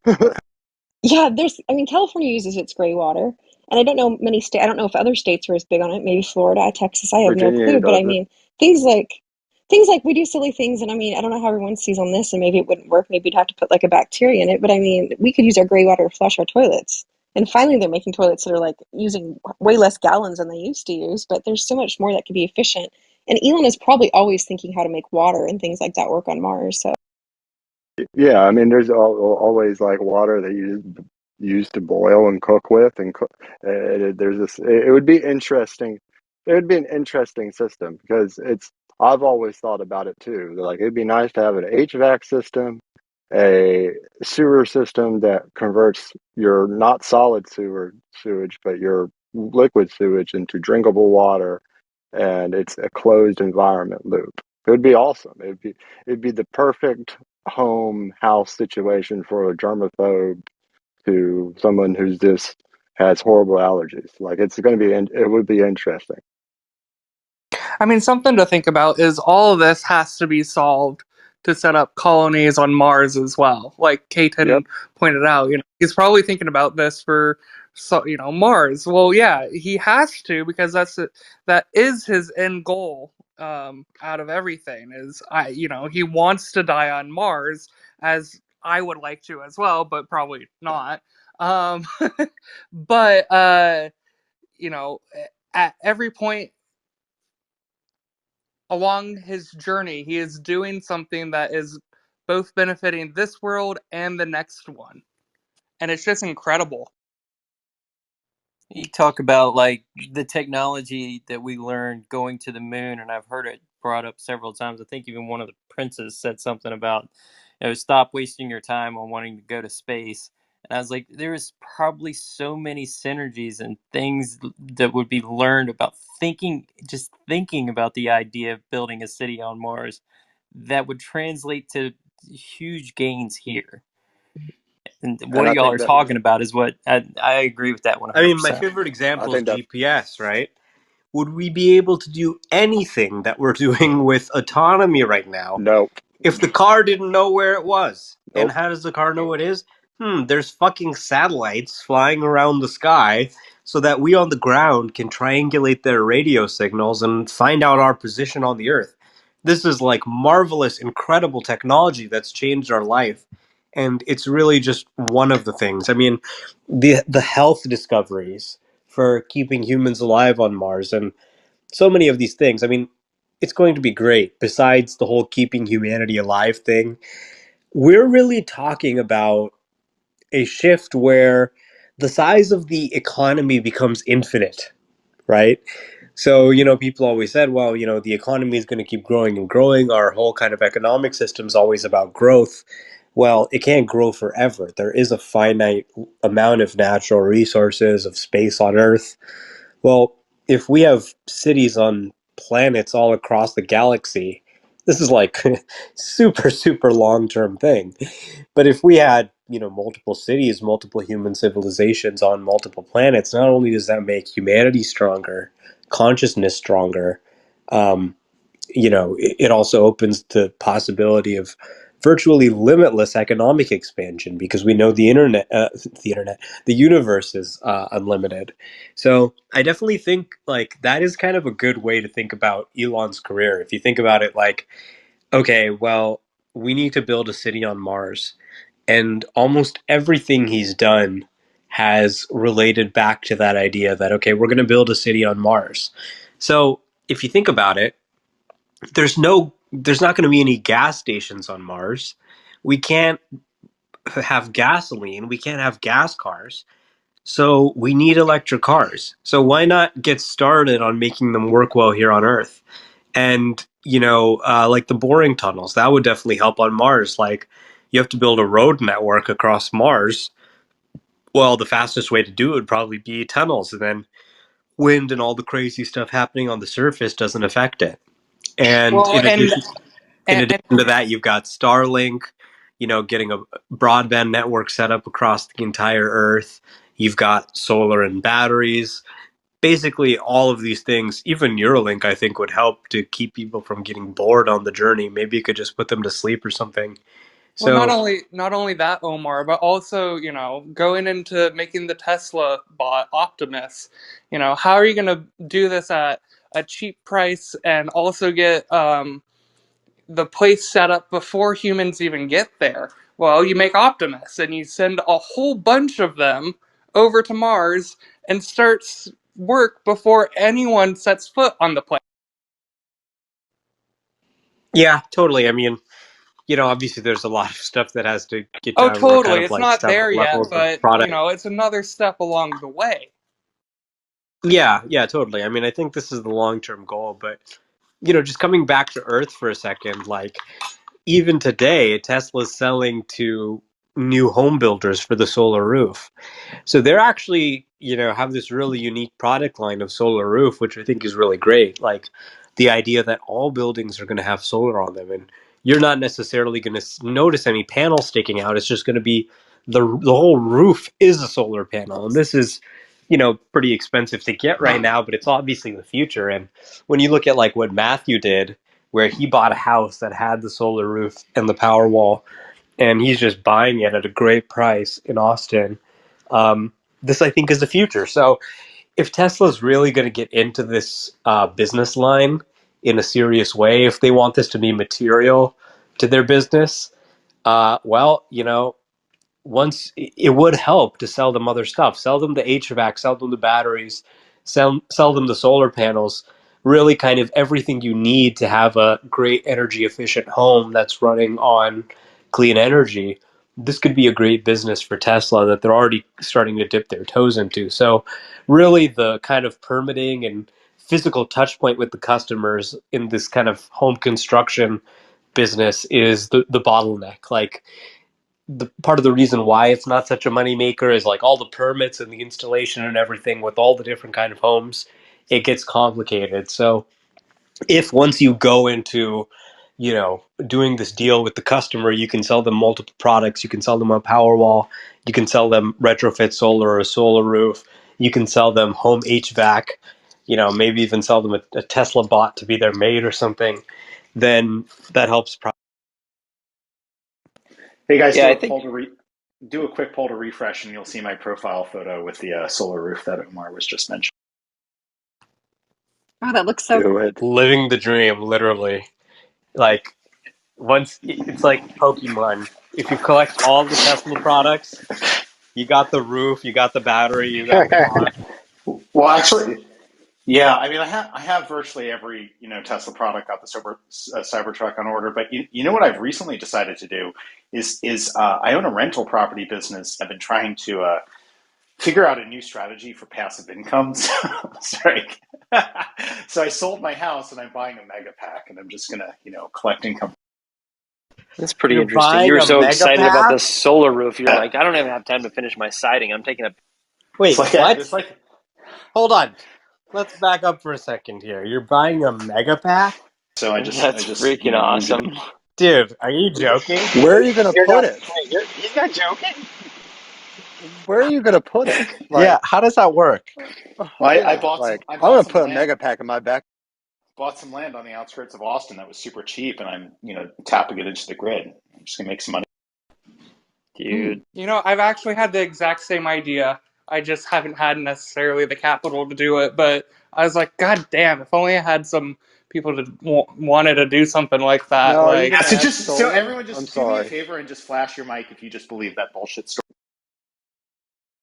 Yeah, see, I can't even is this believe Alex, that. Alex, I gotta hook you up with this Like investor I know I've named been I've been Matthew. waiting to bust that Uh, story out for a while, and this was the perfect opportunity. And I yeah, couldn't even tell the joke without cracking up. And some of uh, you still fell for it. It was great. he. I mean, I I fell hate for it. He doesn't buy Tesla. I was gonna be like, why aren't you buying Tesla stock, bro? You can't make the same ROI. I'm not sure what your deal is But there, no, but I mean but seriously, if I could do that, Yeah, that's obviously a really crazy idea. but I I would don't do even it if know I if they could. would. Like, yeah, but you got to seriously, finish your siding, Matthew. if I could do that, I seriously would though. Like I'm being absolutely serious that like I own this rental property business, and it's kind of a pain in the ass, and I deal with tenants and stuff. And it's like, you know what, if I could just move that equity over and just collect 15% or whatever off a mega pack, that would be amazing. But I don't think. Tom, what say you? You Oh, I was gonna say, just kind of going back to what we were talking about earlier, I think there's a fair case to be made that EVs were like a required prerequisite to going to renewable energy. And like my thinking is that, renewables prior to this point were kind of stuck because they didn't have a commercial value proposition. They were too expensive and you couldn't store the energy to use it when you need it. But EVs did. EVs were fast, they were exciting, they had little maintenance. There was like a very clear value proposition if you could build it, despite the high cost, that you could get people to buy this thing. And once you're able to get people to buy EVs, then all of a sudden you get the bonus of starting to cut into the oil industry because EVs don't use oil. And then you also start to kickstart the battery supply chain across the world, which is a huge prerequisite to getting to renewable energy because renewable energy is much more cost effective when you can store the power that it generates. So, like, I actually think in a lot of respects, you could make the argument that EVs were the thing that were absolutely needed to make this entire transition possible. The transition is definitely started to occur. I heard Scott earlier say something about Virginia. I'm there as well. And I would ask you, Scott, have you noticed I don't know, maybe it was about 15, 20 years ago, there was a guy in Shenandoah who was so sick of the power company that he tried to start his own private power company. And it was actually came like really cheap, and they shut him down so quick. But now Yeah, I everywhere remember you that. go, you see like solar fields on the side of highways. It's so different, Yeah, especially in the last 5 years. it's interesting because I used to do home inspections, and it would take me out to weird spots. And the most remote area I ever looked at, I looked at several houses, and it's called Big Island Highway, and it's basically attached to the parkway, but it's like a highway that runs besides this national parkway, and it gets you to several different areas. And there's a lot of houses off of the side of mountains and everything like that. About every house I inspected or looked at had solar, but it was the solar that heated your water or heated water. A lot of it was that, and then a lot of it was like there was houses with giant tubes in it filled with water for passive cooling, which it's a passive heating and cooling, which is really weird too.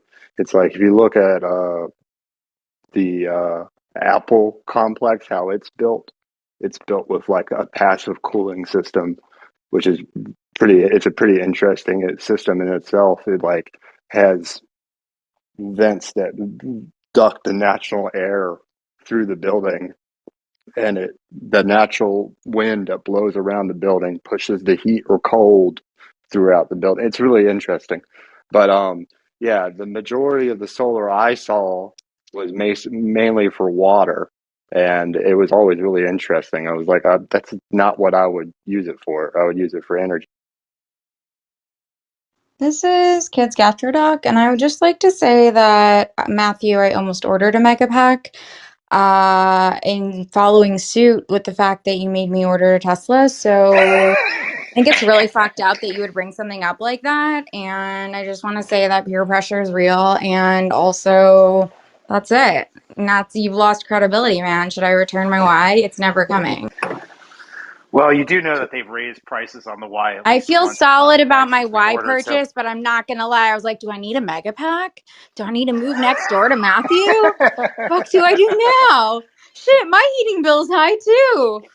Damn it. And I live in New York, man. I swear my car insurance is expensive. I was like, maybe I need to move to, come on, maybe I need to get a mega pack, huh? Yeah, right.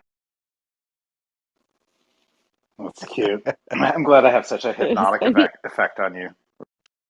I worked it out, don't worry.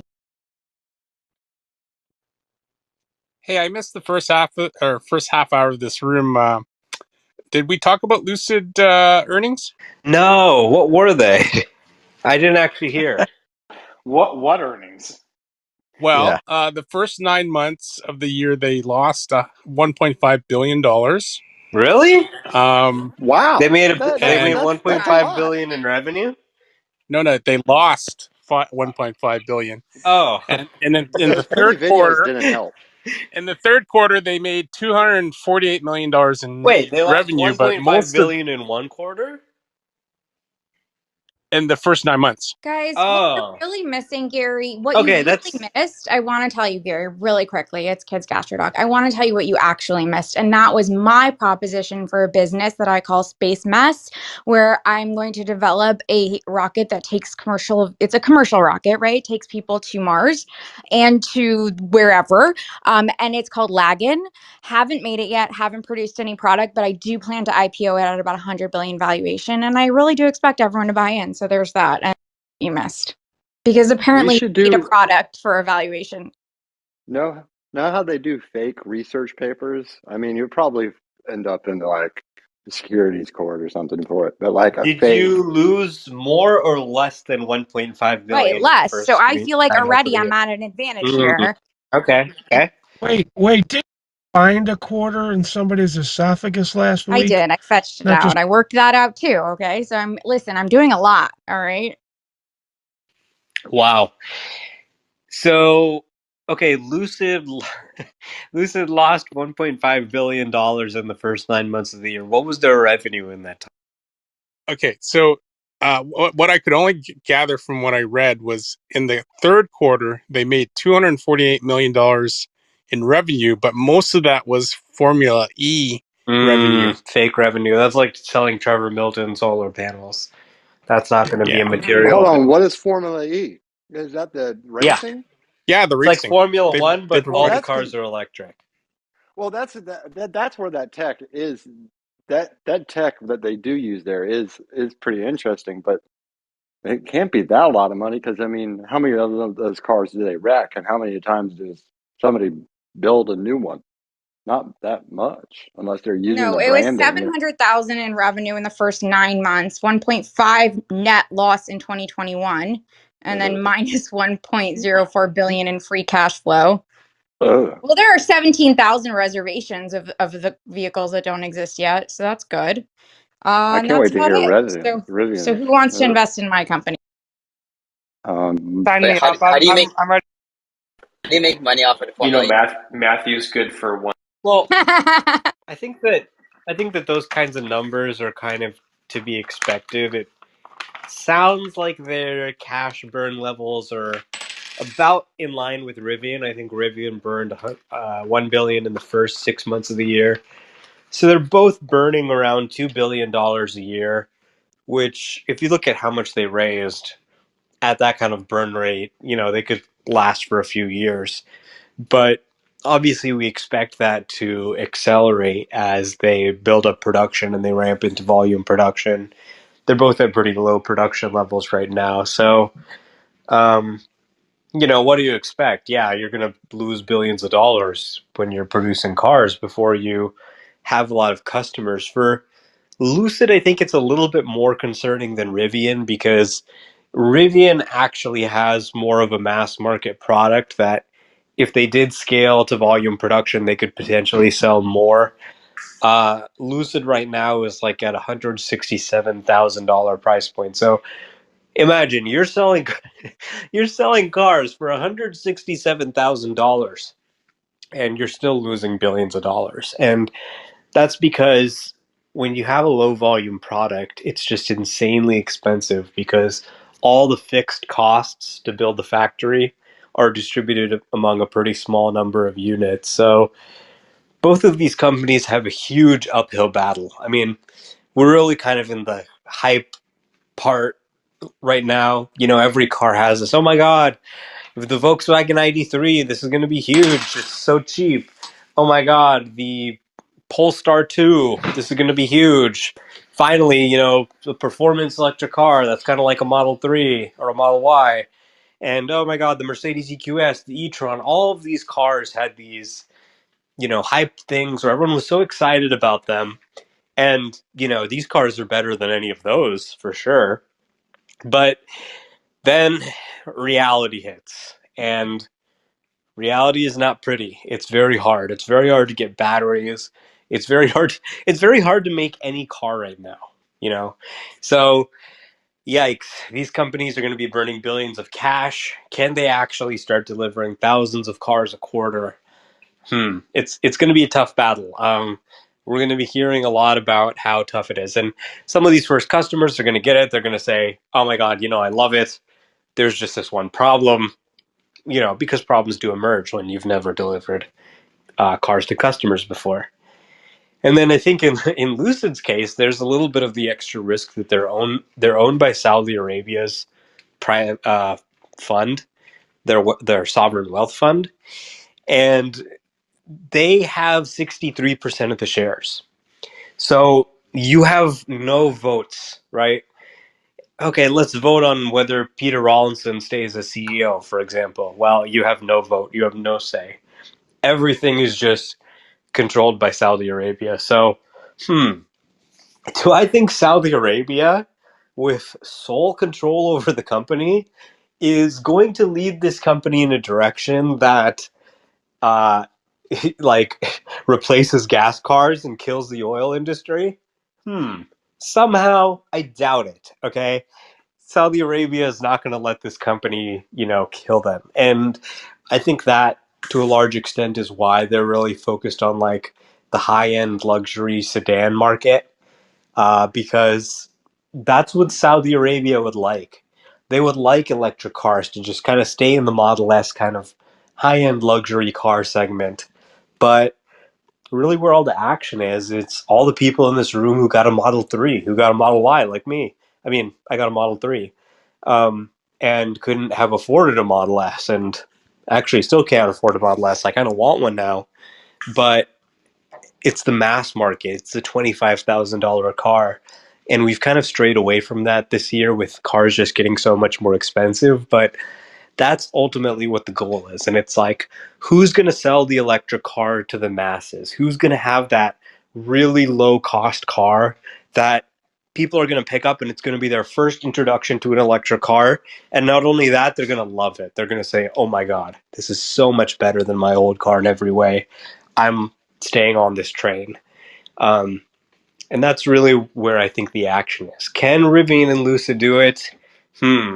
You know, they've got really great products, better than Legacy Auto, but I'll have to see it to believe it in terms of them actually producing cars in volume and really moving the needle in the global auto industry. So just to follow up on what Omar said, totally agree that producing vehicles in volume is extremely unlikely for most of these players. And I just wanted to share that I drove the Mercedes EQS and the Volkswagen ID4 a couple days ago in Austin at the Electrify Expo. I don't know if anyone else went to that or heard about it.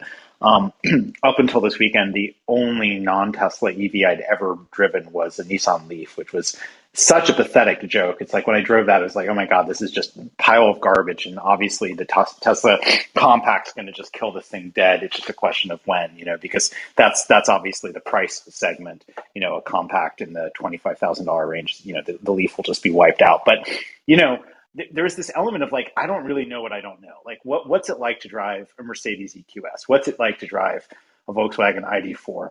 And what I can tell all of you is driving these absolute monstrosities did nothing but solidify my Tesla bull thesis. I mean, it's like both of those companies, Mercedes and VW, just went back in time to 2006, like they drove a DeLorean back in time to 2006, and they hired all of the BlackBerry button designers and said, "Come to 2021, where we need you to stick a whole bunch of buttons on our, on our like quote unquote smart car, like on our." And it's just like it's an assault on my brain, like having become so accustomed to driving nothing but a Model 3 for the last 18 months.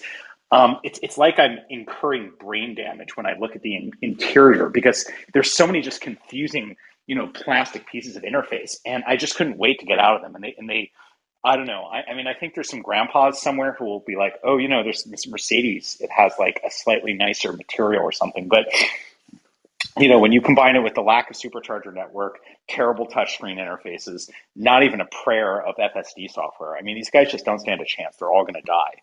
So that's my report back. Yeah, that's an You, interesting kind of experience, Matthew. I actually went to a Porsche event uh, where I drove a Taycan, and I had a similar experience. Like, obviously, these legacy companies, they're great. Like, everybody knows, okay, Mercedes Benz, they make great cars, they make great interiors. Porsche, great brand, great designs.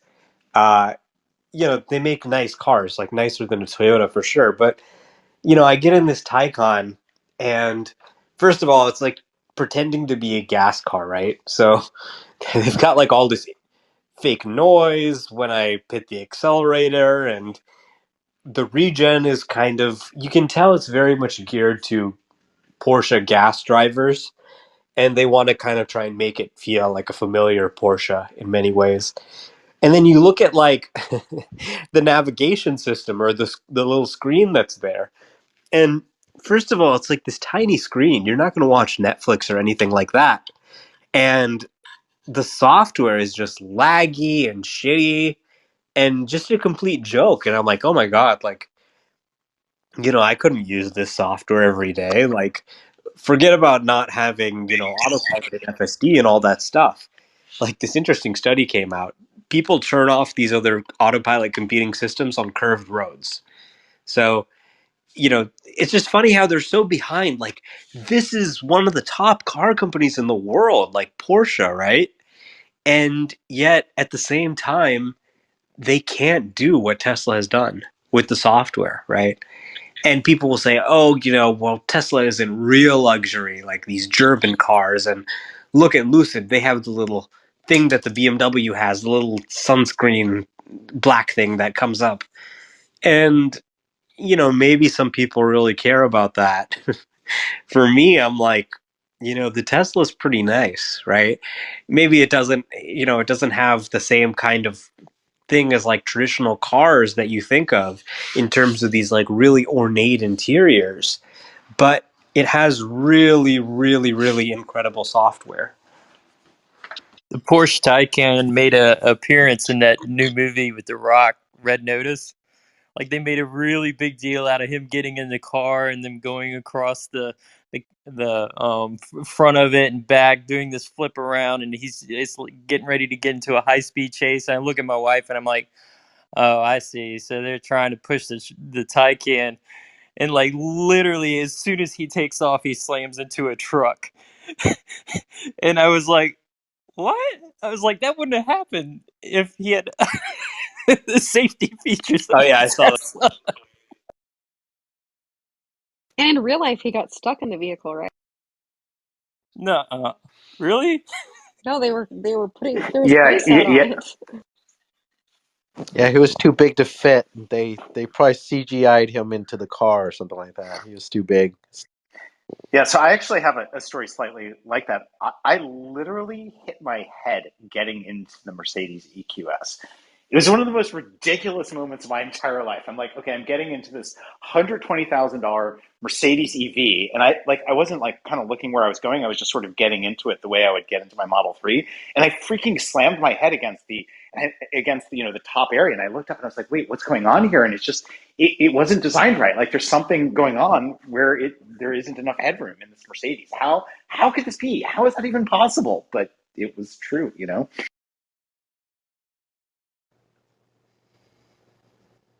Legacy auto EVs so far have been unimpressive, like to a point where like the only EV from Volkswagen that Sandy looked at was the ID4. And there was e-trons came out before the ID4, and those everybody people love those, or they like the looks of them at least. But he didn't look at those because he's probably been told they're pieces of shit. So it's interesting how they all basically ignore the weird kid in the room, Elon, when he says, "Oh, I'll sell my software to y'all. Y'all just have to pay for it." Or like when we're not battery constrained, maybe they can buy our batteries. It would be it's just interesting how they all ignore him. It's or when they don't ignore him, they get almost fired. So there's one aspect that I want to point out is that, a lot of people mention about the cash that Lucid or Rivian has in the capital markets that they're able to tap into. And it's like, well, for most startups, it isn't the lack of funds that makes them go downhill, right? The Faraday Future, Coda Automotive, Fisker Karma, it wasn't the lack of funds, right? It was because the product wasn't good enough. And so I think Rivian and Lucid have a good enough product to survive, but it is not because they have 12 billion, 10 billion in the bank account that's going to make them successful. It's the fact that they have good leadership. And frankly, I haven't been able to assess them because there's very little about their leadership, but it's about the execution, the vision of the management. And it's not the abundance of funds that's going to make them succeed. Yeah, it's a great point. And as a matter of fact, sometimes having too much money can actually be a bad thing. If you get too used to having all this cash and you start spending too much, then profitability just becomes that much.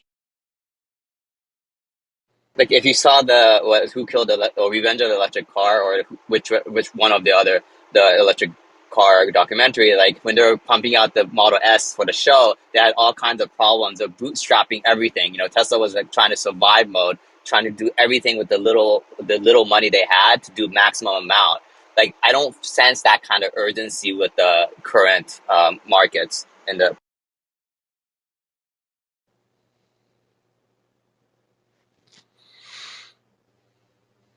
No, they almost want to delay and not ship their products for longer because, it's like the old joke in startups and like the dot-com bubble. The companies with no revenue and no earnings actually had the higher valuation because once you have real revenue and earnings, then people can start to value your company based on that. So it's almost better to have nothing and then the potential sky high. And it's the same thing for like Rivian and Lucid. Right now it's like, oh my God, look at this amazing car. I saw this car, it looked beautiful. You're making one car, of course you make sure it looks just flawless, right? And everything works. So, you know, they're kind of in this honeymoon phase where it's like, oh my God, Rivian and Lucid. And, we've seen this before with like Polestar and other cars that didn't really turn out to be market hits. But once the customers really get them, and it's like, what the hell? I'm trying to charge my Lucid and it's not charging, you know? Or, okay, I got this Rivian and one of the wheels fell off or something. I don't know. These aren't actual problems, but once the reality, because of course in reality nothing's perfect, especially when you're starting a new car company, then things aren't going to be so fun. So it's almost part of why they're like starting deliveries off so slow. But they are starting to like deliver their first cars now, which is a huge. What was the story you told before on Twitter about the person who I think he was trying to charge his vehicle and it was dying, and then his fiance was mad at him, and like it just made. I don't remember what you're talking about. Like, I think it was Toyota. I'm not sure. Was it the RAV4 EV? Yeah, I think it was. Maybe you're thinking of something somebody else posted. Like, I'm not sure I remember this. I've heard.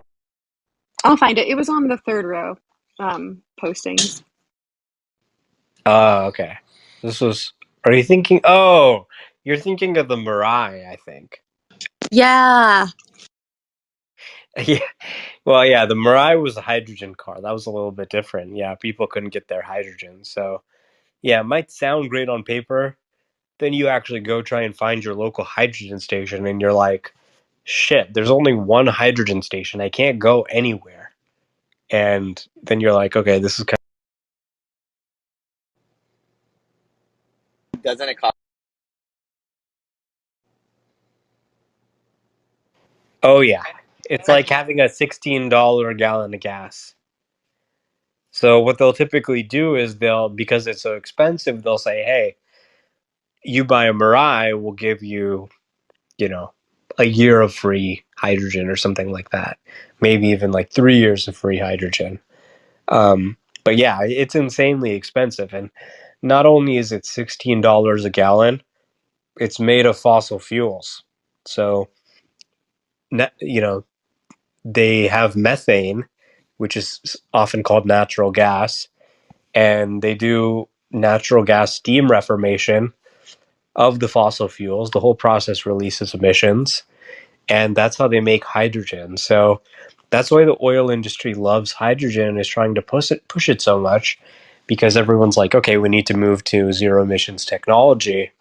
And they're like, we can take our existing fossil fuels that we already have and we can convert them into hydrogen. And it's actually 4 times more expensive to make hydrogen by taking water and then splitting the water into hydrogen and oxygen using clean electricity. It costs 4 times as much as getting it from fossil fuels. So, of course, nobody does it because at the end of the day, consumers just want what's cheap, not what's. You say that the gas companies will not be, they won't have any gas cars on Mars, but they're going to go for methane cars. Even if it's less efficient than just using electrons, they're still going to go for it because. And if you ever drive behind a Mirai, that stuff spits out water all over your car. It's like the Yeah, pisses on the road. Just pissing on the road everywhere.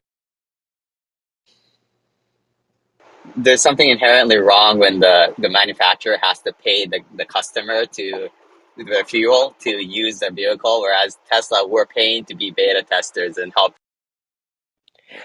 Well, to be fair, Tesla used to give away free supercharging at the beginning too. Now that they have enough users, they can afford not to. But it's a good kind of way to fight against the chicken and the egg thing. I mean, for hydrogen, I just don't think it'll ever.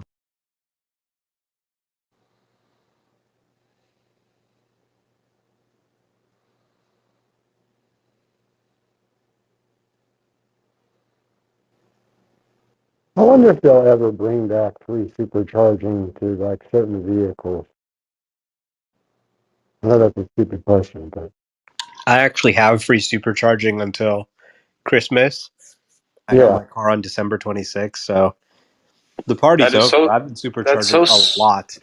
I would sweet, love to. Elon. I would love to know how much I've like used all year. It's probably been that. Sorry for interrupting. I'm just saying that's so sweet. Elon bought you, taking away your super. That's how you know he really pays you, right? To shill. Exactly.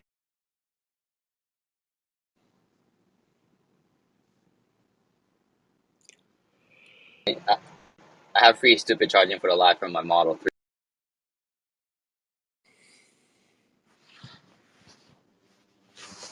All right, so we've been going on for like 2 hours now.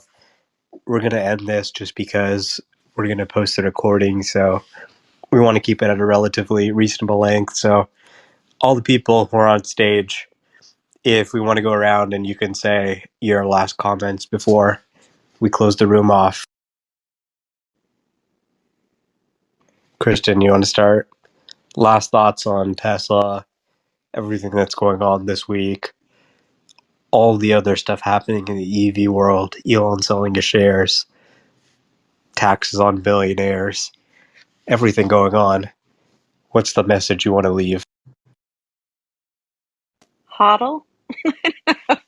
It's I wild. agree, I hodl. think people, yeah, I think that people need to like see the forest with the trees. They need to see the big, passionate goal and plan that's always been there, and it's not going away. So, Yeah, totally. And when you look at like FSD, the 4680 stuff, the factories coming online, like it's so easy to get just so caught up in the moment and like, oh my god, like Elon's selling, the shares are going up, now they're going down. And it's very tough to be stoic and say, hey, this is part of the plan. This is Elon basically like increasing his concentration in the company, which is good for shareholders long term, fighting against like this tax on unrealized gains, which is going to be bad for shareholders long term. And that there's all these important long term things happening. While people are distracted by nonsense, there's some really important stuff happening. And I mean, I just believe, my conviction's just greater than ever. Like, this is all played out way better than we ever could have imagined. I think the valuation of Rivian and others in many ways kind of justifies Tesla's valuation and suggests to a large extent that it should be even higher. Like, if Rivian can get 150 billion without selling cars, then, what's it worth to be making millions of cars a year? So I definitely think hodling is great advice.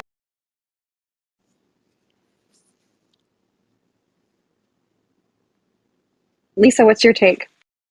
Oh, I bought some today. Nice. Around 990, I think. And I plan to buy more. So let's That's go. a great deal. You got it while it dipped under 1,000. Let's go, Brant. Elon. Absolutely. And I just wanted to thank Omar and Kristen for hosting. You guys are awesome hosts, and we always enjoy the rooms you put on. So thanks. Yeah, definitely. We'll do more of them like we always do because there's always something crazy to talk about. Maybe there'll be something crazy to talk Oh, there will be. about.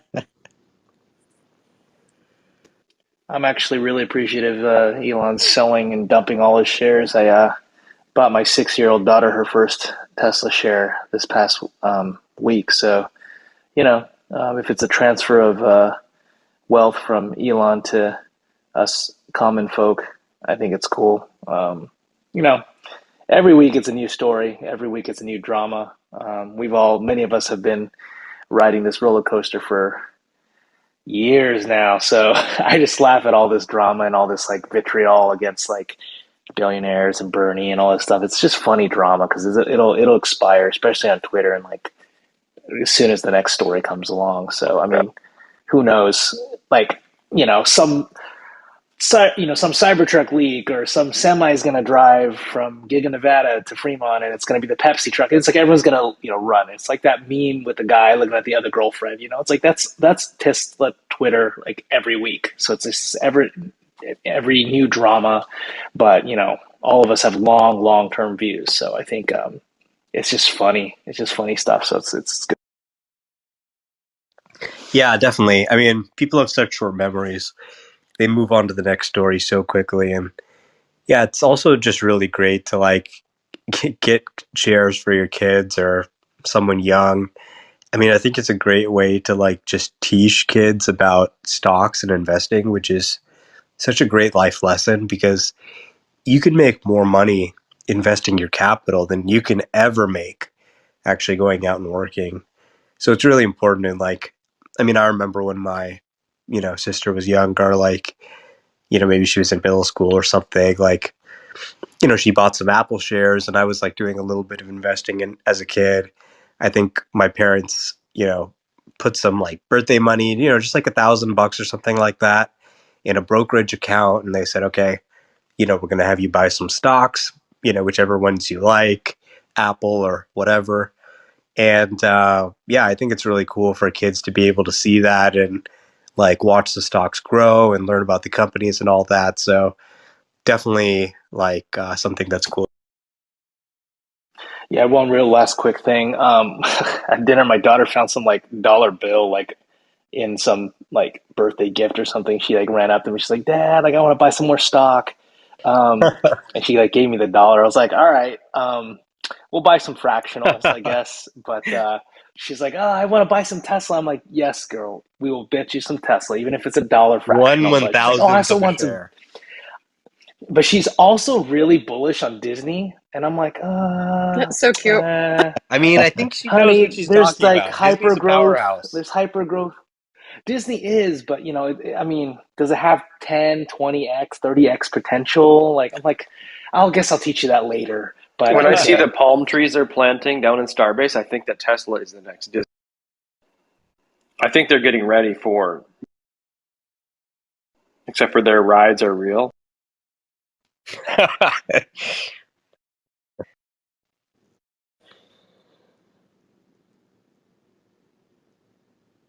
Walt Disney would love to have sold you a ticket to Mars, but only Elon Musk will be.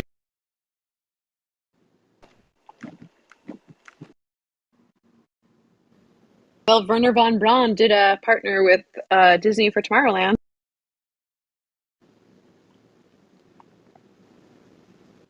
It's always interesting on these clubhouses.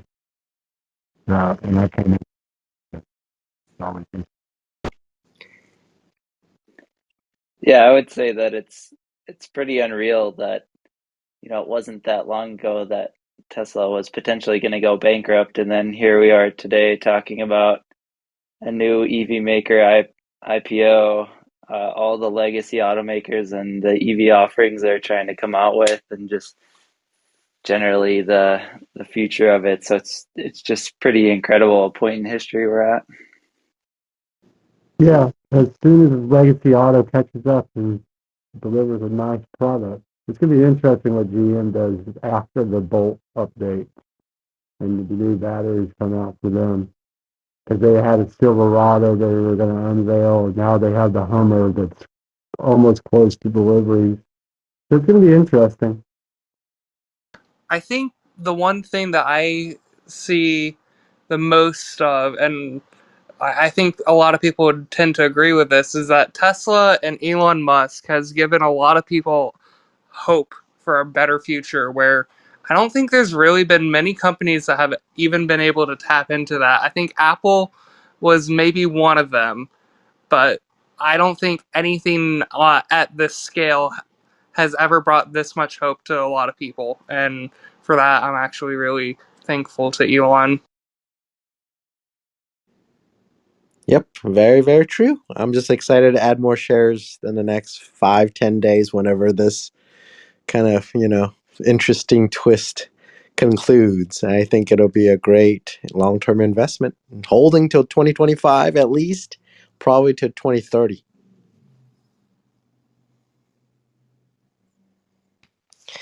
All right. And with that, we will conclude our show. Thank you all for joining us. Please join us next time and come on stage if you have any thoughts that you want to share. And take care, everyone. Thank you. Thanks. Night. Bye.